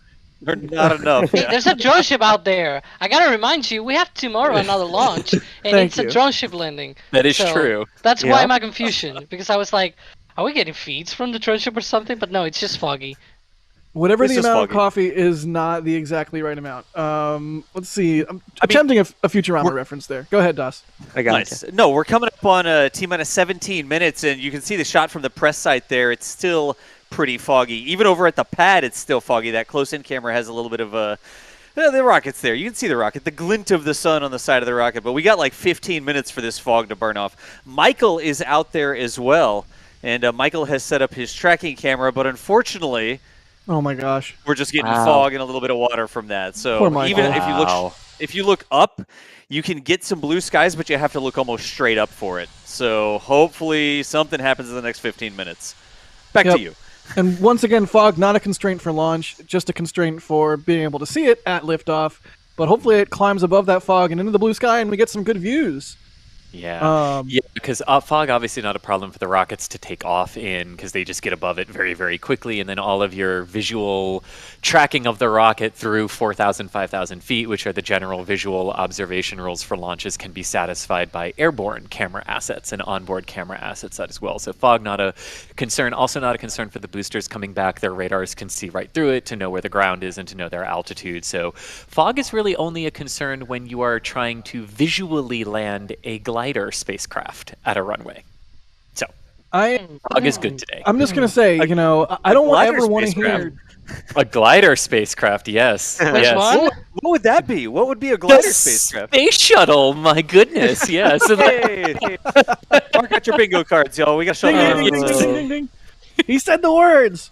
You got two space shuttle geeks under one roof. I'm amazed this building hasn't collapsed yet from our geekdom. Well, there's some nifty shuttle photos in that building as well, which is always a treat. It's like There history. are. I'm surrounded by Atlantis, Discovery, and Endeavour photos. I'm quite happy right now. Like, I can hear it. I can hear it in your voice. I think we're all happy right now because we're just over 15 minutes away from the opening of the window for this Falcon Heavy launch. And I'm just going to come out and say it. I don't ever want to hear anyone talk about Vandenberg and fog ever again. Oh man. Well, let's see here. Falcon Heavy was supposed to launch initially from Vandenberg, so there you have it. Someday, hopefully, a guy can dream, right? We just wrapped up our final Delta Heavy launch from the West Coast. Hopefully, someday in the future, hopefully, maybe, probably not, but hopefully, we get another heavy vehicle from the West Coast. But I digress. Holy cow, Russell Snodgrass, thank you so much for the $100 super chat. That is amazing. They say wow. bacon, blackjack, Wow. and blank fun. That's a Futurama reference. Love your commentary. Makes watching a launch fun and informative. Does Falcon 9 booster rely on gravity for fuel pressure? There is some ullage gas, right? Do they use helium for that? Yeah, they use helium internally for pressurization, but I mean, gravity definitely plays a part because when you light all 27 Merlin engines, they're just relying on the force of gravity and the pressure in the tanks to initially feed the propellant and the oxidizer down into the turbo pumps and the spin ups and everything like that of the Merlin engines, and then And by the way, just so you know, there amidst the fog, that little cloud there is completely normal. That is just some of the super cooled fuels inside as they reach the warm Florida air, kind of venting off. Yep, it's a super duper cold Oh. can of soda. Yeah, we heard you like some fog, so here's some fog to go with your fog. Thanks. Oh my God, what do you exhibit? You're exhibit, right? When you say that, Yes. I Hit bet my you. Falcon. Oh my God, and it's just like it's got like spinners on the legs, and it's just like a gaudy paint color, and there's screens on. Okay, I'll stop. Everyone's like, "What are you considering talking about?" I mean, considering you can bring a satellite to direct to geostationary orbit and land 2 of the side cores back at landing zones here at the Cape, I'd say that's pretty pimped out. Yo, dog, we heard you like landing rockets, so we're gonna land a rocket while we land a rocket. I thought it was good. Okay, moving on. Thank you, Russell, so much for the $100 super chat. Absolutely legendary amount of support there. I see a whole bunch of stuff coming through, and I want to thank everybody, but I also want to keep things on track as we are 13 minutes away for launch. And Alex in our back channel is saying, all go from SpaceX, which is awesome. Yep. Good place to be 13 minutes before launch. Mm-hmm. Nice. Speaking of just before launch, we have launched some new merch. It's Falcon Heavy specific merch, and we're quite proud of it. Pauline did a great job with it. You can see the heavy design. We've got hoodies, we've got t-shirts. The hoodies are super duper comfortable. I'm definitely a hoodie person myself. If you didn't know that about me, fun fact. There's mugs. There's even metal prints from previous remotes. I think those are both from Brady. So yeah. Oh, and we've also got the NASA spaceflight calendar for this year. Well, for 2023, I should say. There's 2 different calendars. I like to think in my head that they are sort of dueling and competing. So if you're watching out there and you want a 2023 calendar, fight the other calendar with your purchase of a calendar, and whichever calendar wins, will, I guess, be crowned the winner. Or get both, either or. Speaking of getting more than one thing, though, I do want to mention once again that if you get 2 heavy items and put them in your cart, you will see a 10% discount on those items in your cart. So if you get 2 heavy items, you get a discount. It's a special promotion that we're running just for this stream. So go check out the store. Yet another way to support what we do. We've got the super chats, we've got the membership program, we've got the merch store. All of it is it's like 3 legs on a stool, and that stool holds up an innumerable number of robots and everything else that we do. So thank you so much to everybody for even just considering hopping over to the store and getting a piece of merch, or doing a super chat or what have you. The members, all of our members, just thank you. I think hopefully you can hear the excitement in all of our voices, and it's a joy to be able to do what we do. So let's jump back into some viewer questions. But before I do, Larson is saying chants, fog. That's the wrong chant. I blame Lars. Everybody, I blame Lars. Just go into chat and yell at Lars. I'm sorry, Lars. Let's see here. Adam Kehoe is asking the question that, it makes sense to ask. I feel like a lot of people use the S word on these sorts of occasions, and it's like, let's not even think about that. But, it's a question that bears asking. What happens if this does not launch today? Is there a backup window like tomorrow, or what's the deal there? Yep, backup window tomorrow, and they've got time the rest of the week to should they not be able to get off the ground here in the next 10 minutes. But yes, basically daily windows are available based on range. Got it. Okay, we're under 10 minutes. We are into the serious end of the count. This is happening, folks.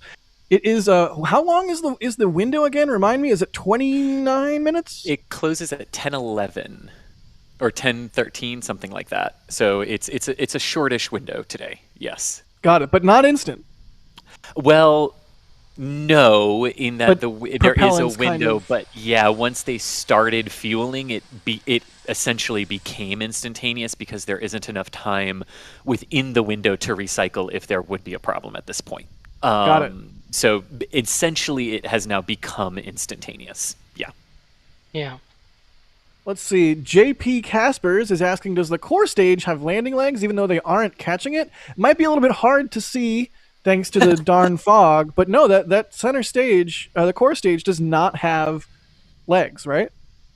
Correct. It has no landing legs and it has no grid fins because it is not going to be recovered. It is going, well, if it survives the atmospheric reentry temperatures, it's going into the drink. But it could also not survive atmospheric reentry too. I do wonder if they'll do any sort of testing, or if they'll use data that they gather from the core stage's reentry and untimely demise, dare I say, to inform, I don't know, future recovery or future modifications or what have you.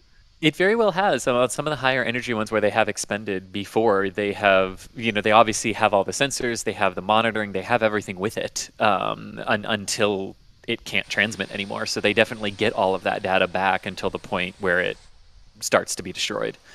It's all about gathering the data. Dare I say it? I don't think I've said it this stream yet. More data is more better. So there you go. Yes, indeed. You can check that off your bingo card there.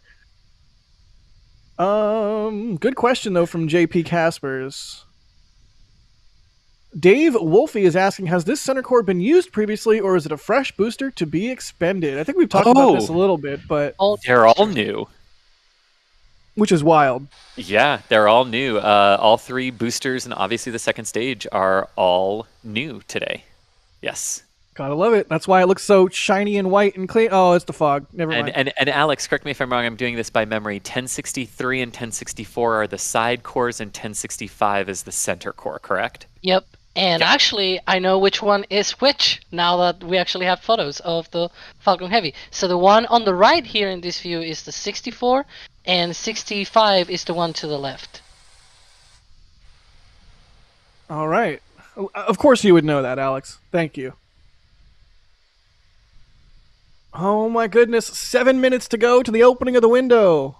Oh, I'm sorry. I misspoke. 64 and 65 are the side boosters. 66 is the center core. Yes. Sorry. Yeah, 66 is the center core, 65 is the one on the left, and 64 is the one on the right in this view. Excellent. And I know that, by the way, thanks to a great photographer that we have, which is Thomas Berghardt. He took pictures of the rollout of the Falcon Heavy, and you can see on one of those the 64 on one of the boosters. So actually the other side booster immediately. It's like Falcon entanglement or something like that, like quantum entanglement. Ah, jeez, I don't know how. Entanglement. I'm entangled with this word. Entanglement. Entanglement. It's weird. It's a weird word, right? Eject. Just abort. Don't say that word. Don't say that word. I said it, and I was going to continue to joke along those lines, and I myself aborted. So there we go. But the rocket's still going strong. T-minus 6 minutes to go. Everything's fine. Chris G, I see you're heading off comms for launch. So Godspeed. Enjoy the booms. I'll enjoy the ground shake and see if I can see anything. Yeah. For sure, and hopefully you get some cool screaming coming off the VAB, which if y'all don't know, that's a thing that happens. Well, listen for my scream first, then listen for the VAB scream. Just harmonize with it. 5 minutes, 30 seconds to go here. Everyone is jumping off comms to man their cameras or crew their cameras. Let's see. Looking for some more questions here. Gosh, it's just so cool to be able to hear the sounds from the pad. Panda Man is saying it's been years since the last Falcon Heavy. Let that sink in. I get the sink in joke. Yeah, it's been like 3.5 years, which is wild. Once again, we were talking about this earlier on the stream. The last time Falcon Heavy flew, Starhopper hadn't even flown. So wrap your head around that, folks. It's been a long time, yeah. And Stromberg should be retracting in just a few seconds here. Cool deal. We'll see if we can get our eyes on it here. Amiga Clone is asking, does the core booster have leg attach points even? No. All right then. It doesn't have that. It doesn't have even the fins, the grid fins. Doesn't have the attachment for those. So even if you were to somehow control it, you can really not control the reentry at all. Makes sense. That's the feed from SpaceX showing the top of the strum bag. The clamps are opening now for retraction of the strum bag. Good deal. That's what we want to see. 3 minutes, 49 seconds to go. We did not pray to the sun god enough. The fog is still here, as you can see, but that's all right. We tried. We really did. We really tried. We did. It is what it is. Let's see here. Mr. Casino is asking, does the UN or a similar governing body inspect classified payloads to ensure they are not carrying anything that could potentially be a threat to global safety? That is not a thing. When a payload is classified, the only people that know about it are the ones with, as they say, the need to know. Nice. Let's see here. 3 minutes to go. What's the next thing we're going to expect to see here, Alex? Well, right now they're completing the loading of the liquid oxygen on all 3 boosters. And yeah, right now stage 1 LUX load is complete, and we're going to see stage 2 LUX load complete as well in just a few minutes, and then startup. That's going to be when the automated launch countdown sequence will be handoff from the ground computers to the vehicle computers, and the tanks will be pressurizing for flight.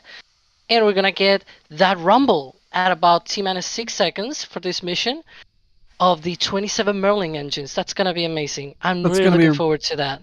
Yeah, that's going to be really special. And we're 2 minutes, just over 2 minutes, 20 seconds away from launch. There's going to be a 2-minute vent, right? Is that the same deal here as Falcon 9's? Yeah, once the loading is complete, the LUX load is complete on the second stage, they do a purge on the strum bag to be able to, not have leftovers. And I think I heard right now LUX load is complete on the stage 2, so that means the rocket is right now fully loaded for flight. I think it is about 1.4 thousand tons or something like that. It's crazy. There'll be a lot of event, propellant. We may even see it. It's a ton of tons. Yeah, we might even see that venting. Hopefully, it's just going to look like more fog, which, is what it is. 1 minute and 35 seconds to go. I do not have my Apple Watch on, so I cannot tell you what my heart rate is, but I can feel my heart pounding in my chest. I hope everybody you are excited as we are to see Falcon Heavy return to flight. You see all that fog on the bottom? That's the engine chill venting. Just so y'all know, I am going to pipe that pad audio in almost full blast here. So we will be listening in on those close-in mics. If it's loud, but just tell us about your excitement over the sound of the venting. I'm just going to shut up, and we can, at 1 minute to go, listen to Falcon Heavy come to life for the first time in 3.5 years on the USSF-44 mission. And Falcon Heavy is in startup. Go Falcon Heavy. Go Space Force.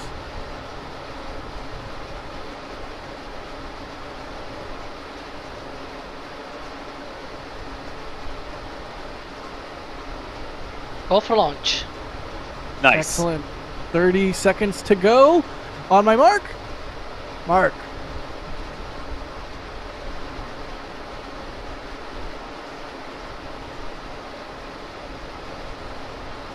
$20 seconds.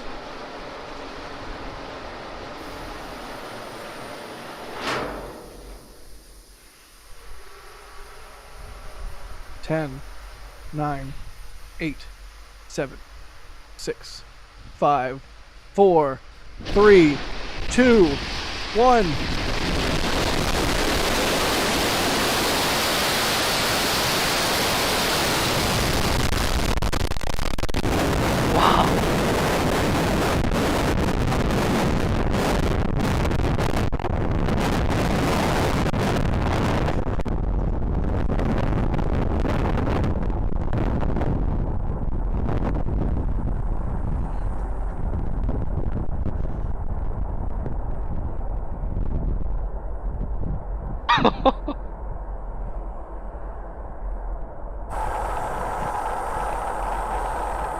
Yes.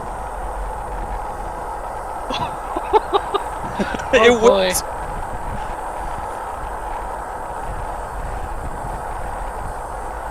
Yes, you can see the center core. It has lower thrust than the boosters.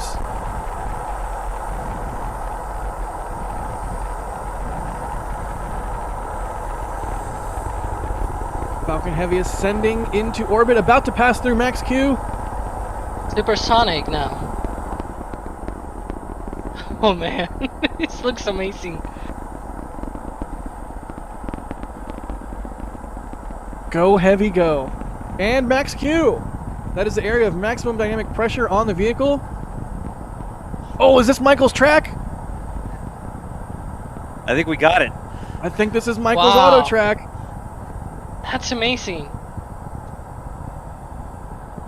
Look at that plume expand as Falcon Heavy ascends into thinner and thinner atmosphere. I'm getting Saturn V vibes right now, in the best way. This is an excellent track from this robot on Michael with Michael's auto track software here. Look how smooth that is.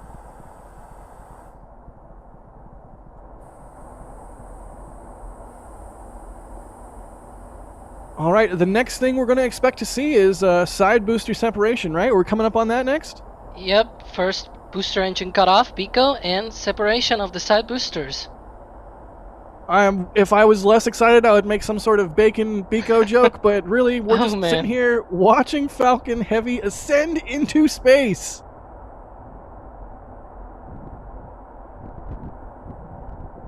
It's Look amazing. at that.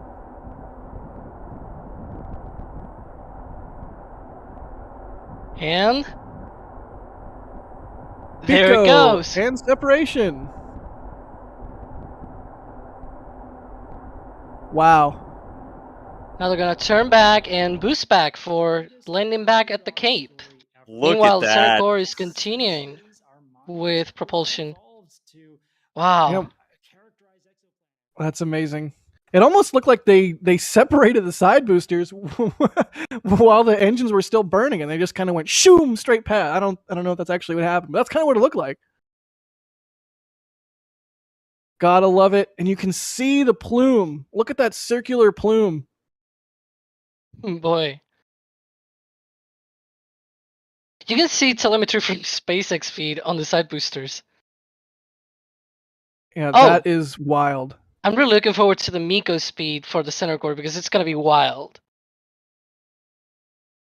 Yeah, it's gonna be seriously hauling the mail. Holy cow! Go Falcon that. Heavy, go! Wow, 12,000 kilometers per second. Per hour, mean- excuse me. I love that you can see the strut there on the side. It's like, what is that hanging off the rocket?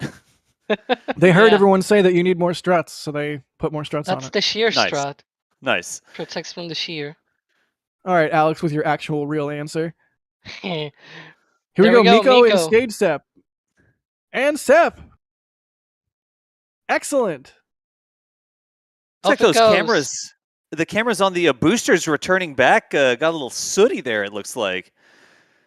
Blame you the can see center grid core. fins moving. Yeah, look at that. Side boosters have finished the boost back burn. You in can a see few the grid or so. fins deploying too. Yeah. All right, everybody at the Cape, if you can hear me, get ready for those sonic booms here in just a little bit. Hopefully we have good audio of that. We're gonna try. We got Michael's camera over there on the ITL causeway, and we're going to pipe that in here to see if we can hear it. There may be some people around it talking, so if you hear people, it's because everybody's excited standing around Michael, it sounds like. Everybody, Yeah, I think I know a little bit of that, right, Das? Yeah, exactly. You're very famous about that. everyone give me an F in chat for the Center Core. Good job, Center Core. You did Yeah. good. Thank you for your support Thanks of for this everything. mission. Yeah, right. So long. Thanks. And Go thanks see for the everything. fish. Something fish. They did. There you go. I have also heard good call out of the fairing separation, which we won't see because, hush hush, but it was confirmed as nominal separation. Good deal. Poor SpaceX. Like right now, they might be struggling to get a good feed because the boosters are fogged off. The ground cameras are probably also fogged off. Oh man. Hopefully, But as hey, they that's how experience it some of that goes. re-entry heating, we'll maybe if it's like condensation or yeah. something, maybe it'll clear the cameras off on the side boosters.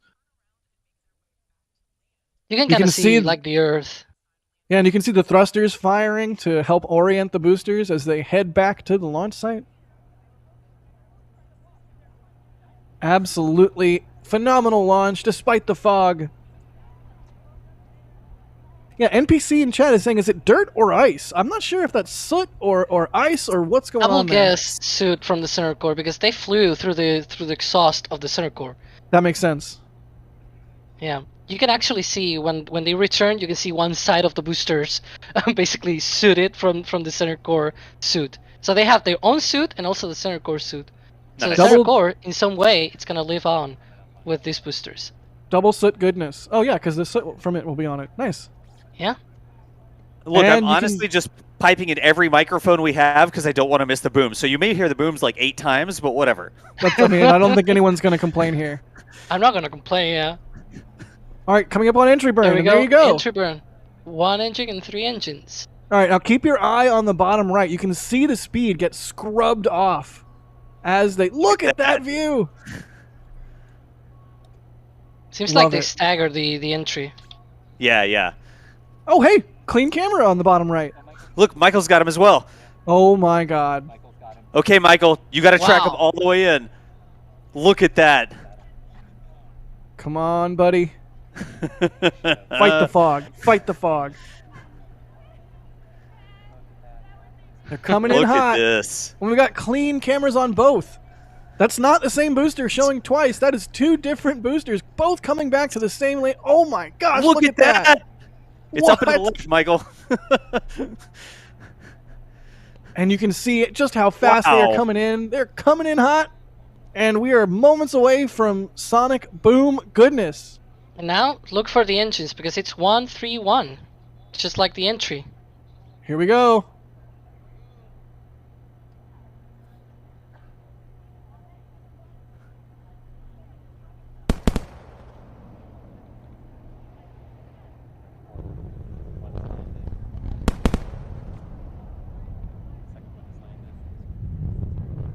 Nice.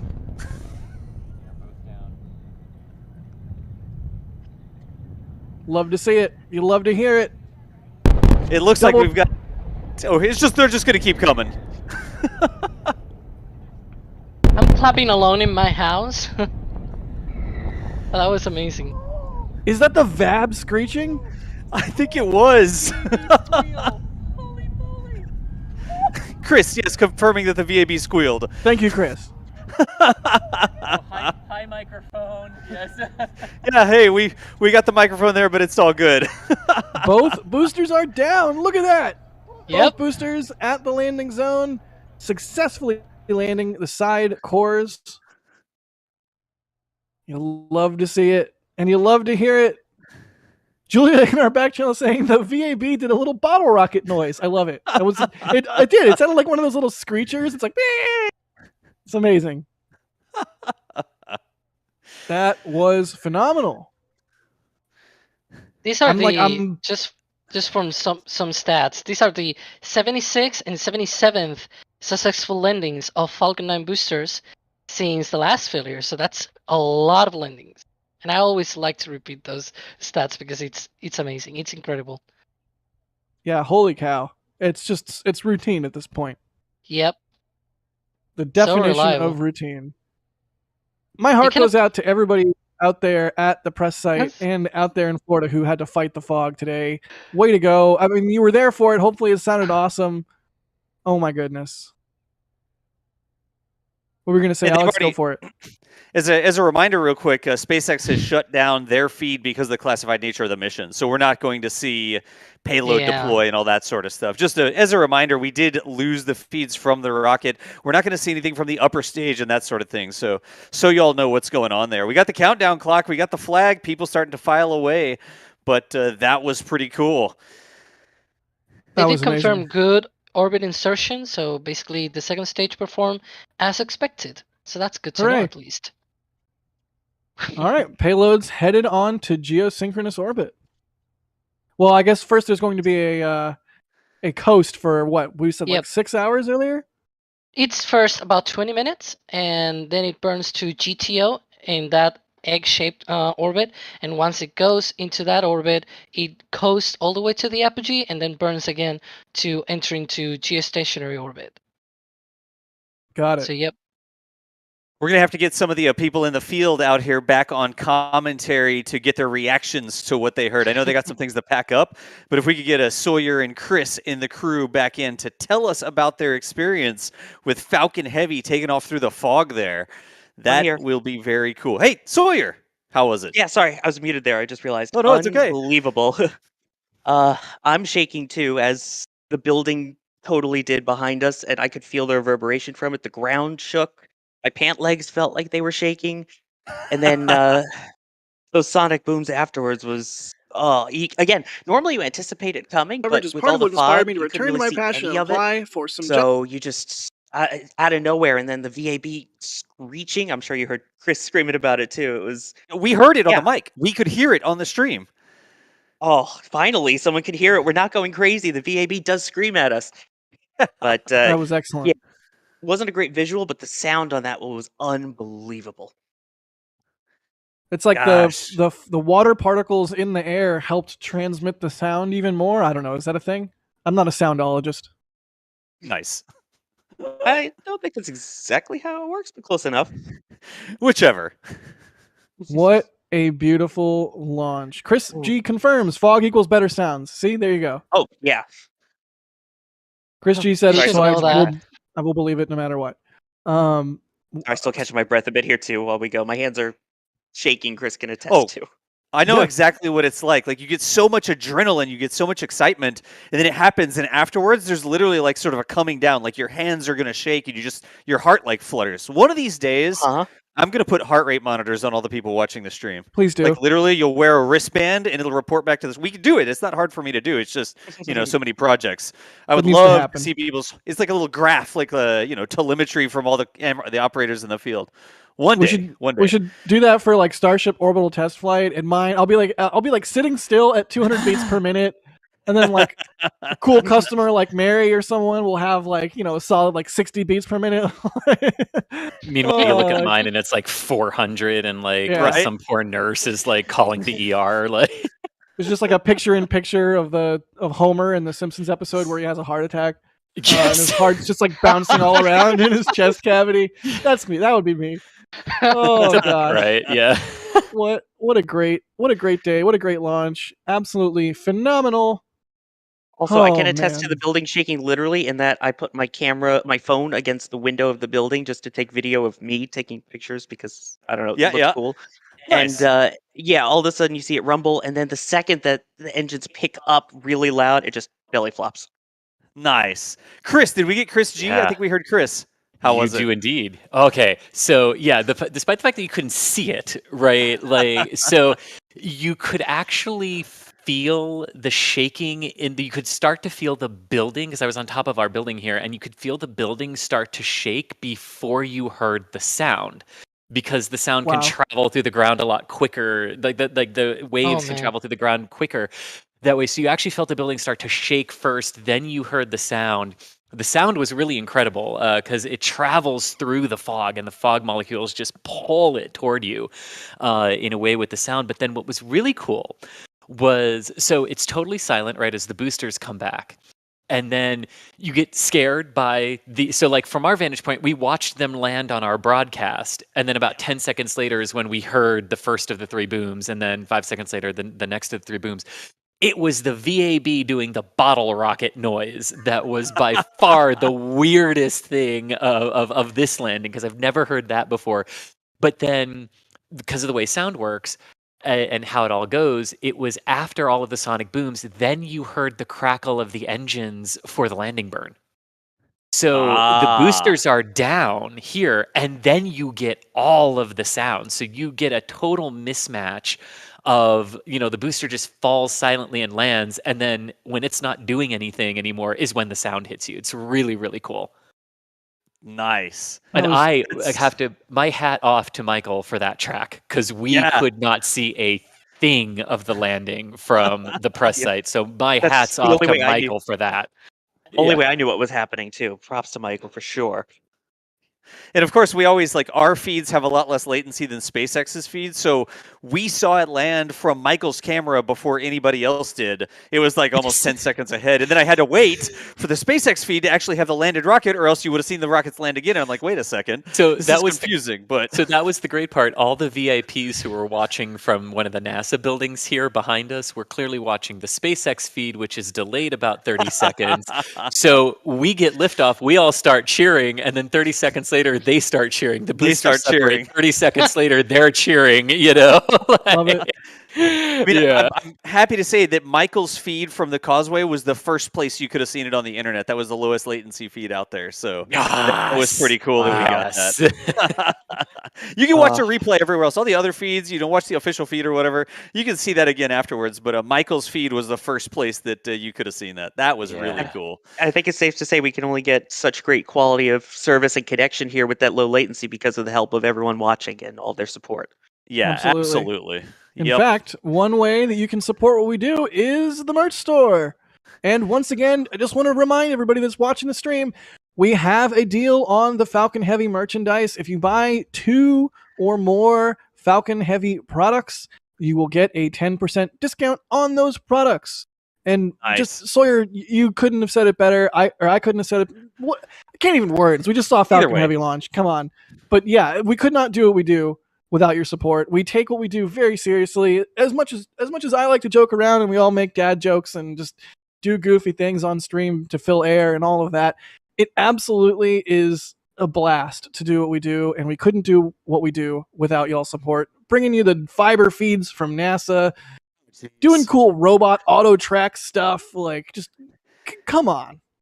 I'm so glad we had the all the fiber feeds online, because when SpaceX or I guess when NASA TV started piping those out and we got access to all those cameras, that's like, we don't have to go and set up or anything like that. That stuff is living there at the Cape on a full-time basis now as part of Space Coast Live, our 24/7 stream, right? And so anytime NASA gives us feeds, we don't have to plug anything in. We literally just remote connect those feeds and we can start piping in them to our cloud broadcast servers. So we saw that we were going to start getting those feeds. We had, Michael was out there on his laptop on the Causeway hitting a few buttons. We started getting them in. Patrick was piping them in. And because of everybody supporting us and helping us actually pay for the stuff, because that's literally what it is, we were able to bring those feeds in. So again, that was SpaceX giving the feeds to NASA, and then NASA TV piping those into those fiber connections that are there at the press site. Normally we just get those for NASA launches, but today we got a special treat and actually had them pipe through so we could see the SpaceX pad cameras, which was really cool. Special. It really was, yeah. And thanks to SpaceX for sharing a couple of those too with us. Yeah. I can't say thank you enough to the people out there that support us in what we do so that we can do cool things like that. I hope y'all trust us to get it done, and every now and then it works out. Yeah, I mean, go some ahead. of the SpaceX cameras actually got blown out. There was a period of black camera, and I think it's because a couple of the pad cameras went offline. And then we were like, oh no, which camera should we show? Because we hadn't acquired it with the tracker yet. And the pad cameras got blown out, and the official feed was delayed, so we couldn't show it there, or it would have launched twice. So it was an interesting technical thing today, but I'm pretty sure maybe just the wire got fried, but I'm pretty sure a couple of the cameras out there at the pad got knocked out of commission.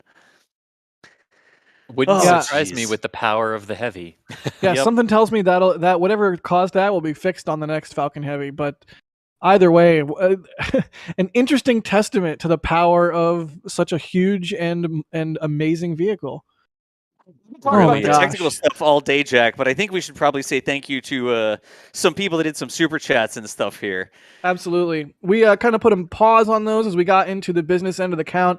So some of these are a little bit old, but I do want to thank everybody for their support. So thank you, Dane, William. Thank you, Rough Rider Show. What up, Rough Rider Show? +1 Apple box for you. Michael Aaron, thank you for the support. Donald McMullen, thank you. 459 Thunder, thank you so much.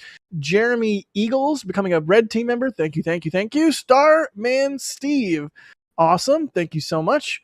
Jeremy Eagles, awesome. Thank you for the super chat. Australian dollars there. Well, I guess those would be dollary dues. Christopher, thank you for becoming a red team member. Fizzard? I don't even know. If your name starts with Fizz, PHYS, thank you for becoming a. Thanks for gifting 5 red team memberships. That's awesome of you. Nice. Axie, thanks for the super chat there saying go classified rocket go. Well, the rocket's not really class. It's more the payload. Anyways, thank you everybody for the support. Jeep Guy, thank you so much for becoming a Capcom member. Astro Zeus, thank you for the support. Fanfic Rockets, like fan fiction rockets, like we're making rockets up, like the Falcon Heavy launching in Orion. Paul Barina, thank you for the support. They want a zip up hoodie. I will make sure the store team knows. Keegan Slattery, thank you for the support for the fog joke. Mike, thank you for the support. Fanfic Rockets again. Thank you so much. Carlos, thank you. They say greetings from Brazil. Your technology coach. I'm looking for a joke there. I got nothing. Supporting aerospace innovation from Lafayette, Indiana. Well, thank you so much, tech coach. I just want to be like, put me in, coach. Put me in, but I'm already in, so I don't know. JB Rubin, thank you. Very generous there, JB. Thank you so much. Tim, thank you for the support. Julian, thank you for the support. They say Falcon Heavy. Mario Vega, becoming a launch director. Seriously, so much support from everybody. I cannot stress enough that there's all kinds of cool stuff that we want to be able to do and all kinds of cool stuff that we already are able to do. And the reason we can is because of everybody's support. So thank you so much. Mr. Morgan Kell says, welcome to Vandenfog. All right, I'll allow it. Thank you for the support. Eat, Beat, Repeat, Metalworks. I get it. Thank you for the support there. I'm just trying to make sure everybody knows how much we appreciate the support that you give to our channel because it's phenomenal. And you are helping us to bring these awesome events to people around the world with your support. So thank you. And look at the non-foggy view of the clock now. What is that? What is that? Stream stays live until we get bring it up. 39A Oh, again. God. Like the fog is burning off rapidly now. Oh It my is should have really launched burning now. off rapidly. Yeah, it's incredible. Like, Can we do it Oh, again? geez. Do they have Son another of a Falcon gun. Heavy they can roll out and just launch so we can see it this time? I think they have the boosters for the next one. So yeah, roll another one, launch it again. Come on, where's my Let's do rapid reusability? Like, I want to see another launch here. Let's get to it, SpaceX. Let's do it. Gamer Tom, thank you so much. Dean Harbold, thank you for the support. S stands for Star Bacon? It's a question. DLG Henderson, thanks for the support. Theodore, thank you for becoming a Capcom member. Ali DeMarcy with 50 more Red Team memberships. That was like Wow. right. I saw that come through right before Unbelievable. launch, and I could not call it out because, launch. But Ali, thank you so much from all of us to you. Thank you for the support. That is insane. And now there's 150 people with a Red Team membership just because of you who now get to experience the awesome membership program and all of its cool perks. So thank you so much, Ali. And you know what I'll say too, like if you loved our energy, if you loved the jokes, if you groaned at the jokes too, and you want to continue to groan at our jokes, or you love hanging out with us, joining that membership program is a wonderful way to stay in touch with all of us too, and the community. Absolutely. Parker, thank you for the support. They say Falcon Heavy is back, baby. Thanks, NSF, for nonstop amazing coverage as part of what inspired me to return to my passion and apply for some jobs. And soon I will be starting work for a very cool space company. Well, you know what, Parker? You keep doing you. And we hope that you enjoy your new job. And thank you so much for the support. The absolute biggest compliment I think anybody could give me personally, or I think everybody else here would agree. The biggest compliment you can give to us is that what we do inspires you in some way or brings you joy in any way. It's all we want to do. We're excited about spaceflight. We're excited about rockets, and we love being able to hang out and share our excitement with everybody else who also is excited. So just absolutely around, I can't even talk. Around the world, thank you so much everybody for watching and joining us for streams like this. It's so fun. Brian Winter, becoming a Capcom member, and Chris Moole with a 10 Curly L super chat who says, well worth it. We're cleared out on super chats. I know I ran through a lot of those pretty fast there, but I mean, I'm so amped up. I'm still riding the adrenaline wave here. Yeah. It's fine. We understand, Jack. It's all good. Oh man. All right, well, spooky classified things are on their way to space, or I guess they're in space. They're hanging out in space now. Yay. You know what I absolutely love about the landing sequence this time What? is the booster that was a little bit higher up that landed second. You can see the first booster's entire landing burn and touchdown from the Yeah, second booster's onboard camera. That Oh, is man. just it was amazing. wild to watch the first booster touch down from the camera on the other one. Incredible. Yeah. It's And like they did. Oh, go ahead, Inception. Jack. No, go ahead, Alex. Yeah, well, I was just gonna say, I think Chris before the launch mentioned that they staggered the landings of the boosters. Well, that's a clear example of the staggering of the boosters. So you could see one landing and the other one was still in flight. It was amazing. Yeah, that is a camera flex right there for sure. It's like, we'll show you the landing of a rocket from another rocket that just landed. No big deal. It's the future. Welcome to 2022. You know, some people always comment like, couldn't they launch like another rocket next to it so we can see like side views of the rocket? Well, there you have it. They strapped two of them. That was amazing. Absolutely amazing. Well, I mean, at this point, the classified payload is doing its classified payload things that we don't have visibility into. But Chris, you want to sort of tie a bow on all this? You have any wise words for the audience? Well, I think one thing that I will say is November is a month of the heavies. We should definitely say. We just saw at the first of the month the world's current most powerful rocket liftoff from Pad 39A here at the Kennedy Space Center. And if the schedule holds, 3 days from now, the rocket that will take that mantle from the Falcon Heavy is scheduled to roll out from is scheduled to roll out from the VAB out to Pad 39B for SLS's launch attempts on the 14th, 16th, and 19th are the range dates that SLS has for its first mission. And it would take the reins from Falcon Heavy as the most powerful launch vehicle in the world. And then just a few months after that, the Starship is scheduled to take that mantle from SLS. So I think this is a good opening to the dawn of the heavy lifts. Hevember is what Fired Uphill November, says. yes. November. Yeah. Or Nove Heavy? I think I like Hevember better. Good stuff. Oh man, it's gonna be a good month. Something tells me this is gonna be a good month. Well, Well, indeed.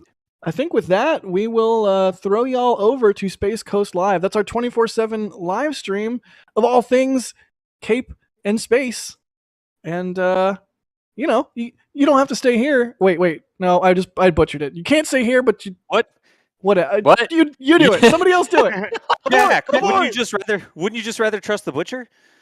Oh my god. wait, but it's your bull. It is kind of, I guess. Oh. We will. Well, don't touch that dial. We've got more great content coming up. It is going to end up over on a Still use Space Coast dials to Live. adjust their TVs. The cameras will continue to be live out there. We've also got a new live microphone there as well, so we'll have some actual ambient audio instead of the wind waves and backup noises of the port that we used to roll. But that's where it's going to end up, Jack, as soon as we shut it down here. Excellent. Yeah, Jaden Booth says you can't go here, but you can stay home. Nice, I like it. And just one more thing. Valisk says I can't wait for Starshipuary. Hopefully it's Starship December. I don't know. Either way, thank you from all of us to all of you. Thanks for watching. Thanks for the support. Absolutely key to helping us do what we do. Thank you. Thanks to everybody out in the field. Let's go hang out at Space Coast Live. All right, I'm going to roll the outro music just because I'm still hyped up about the launch. So let's roll the outro music here. Let's do it. Yeah. Go for it. All right.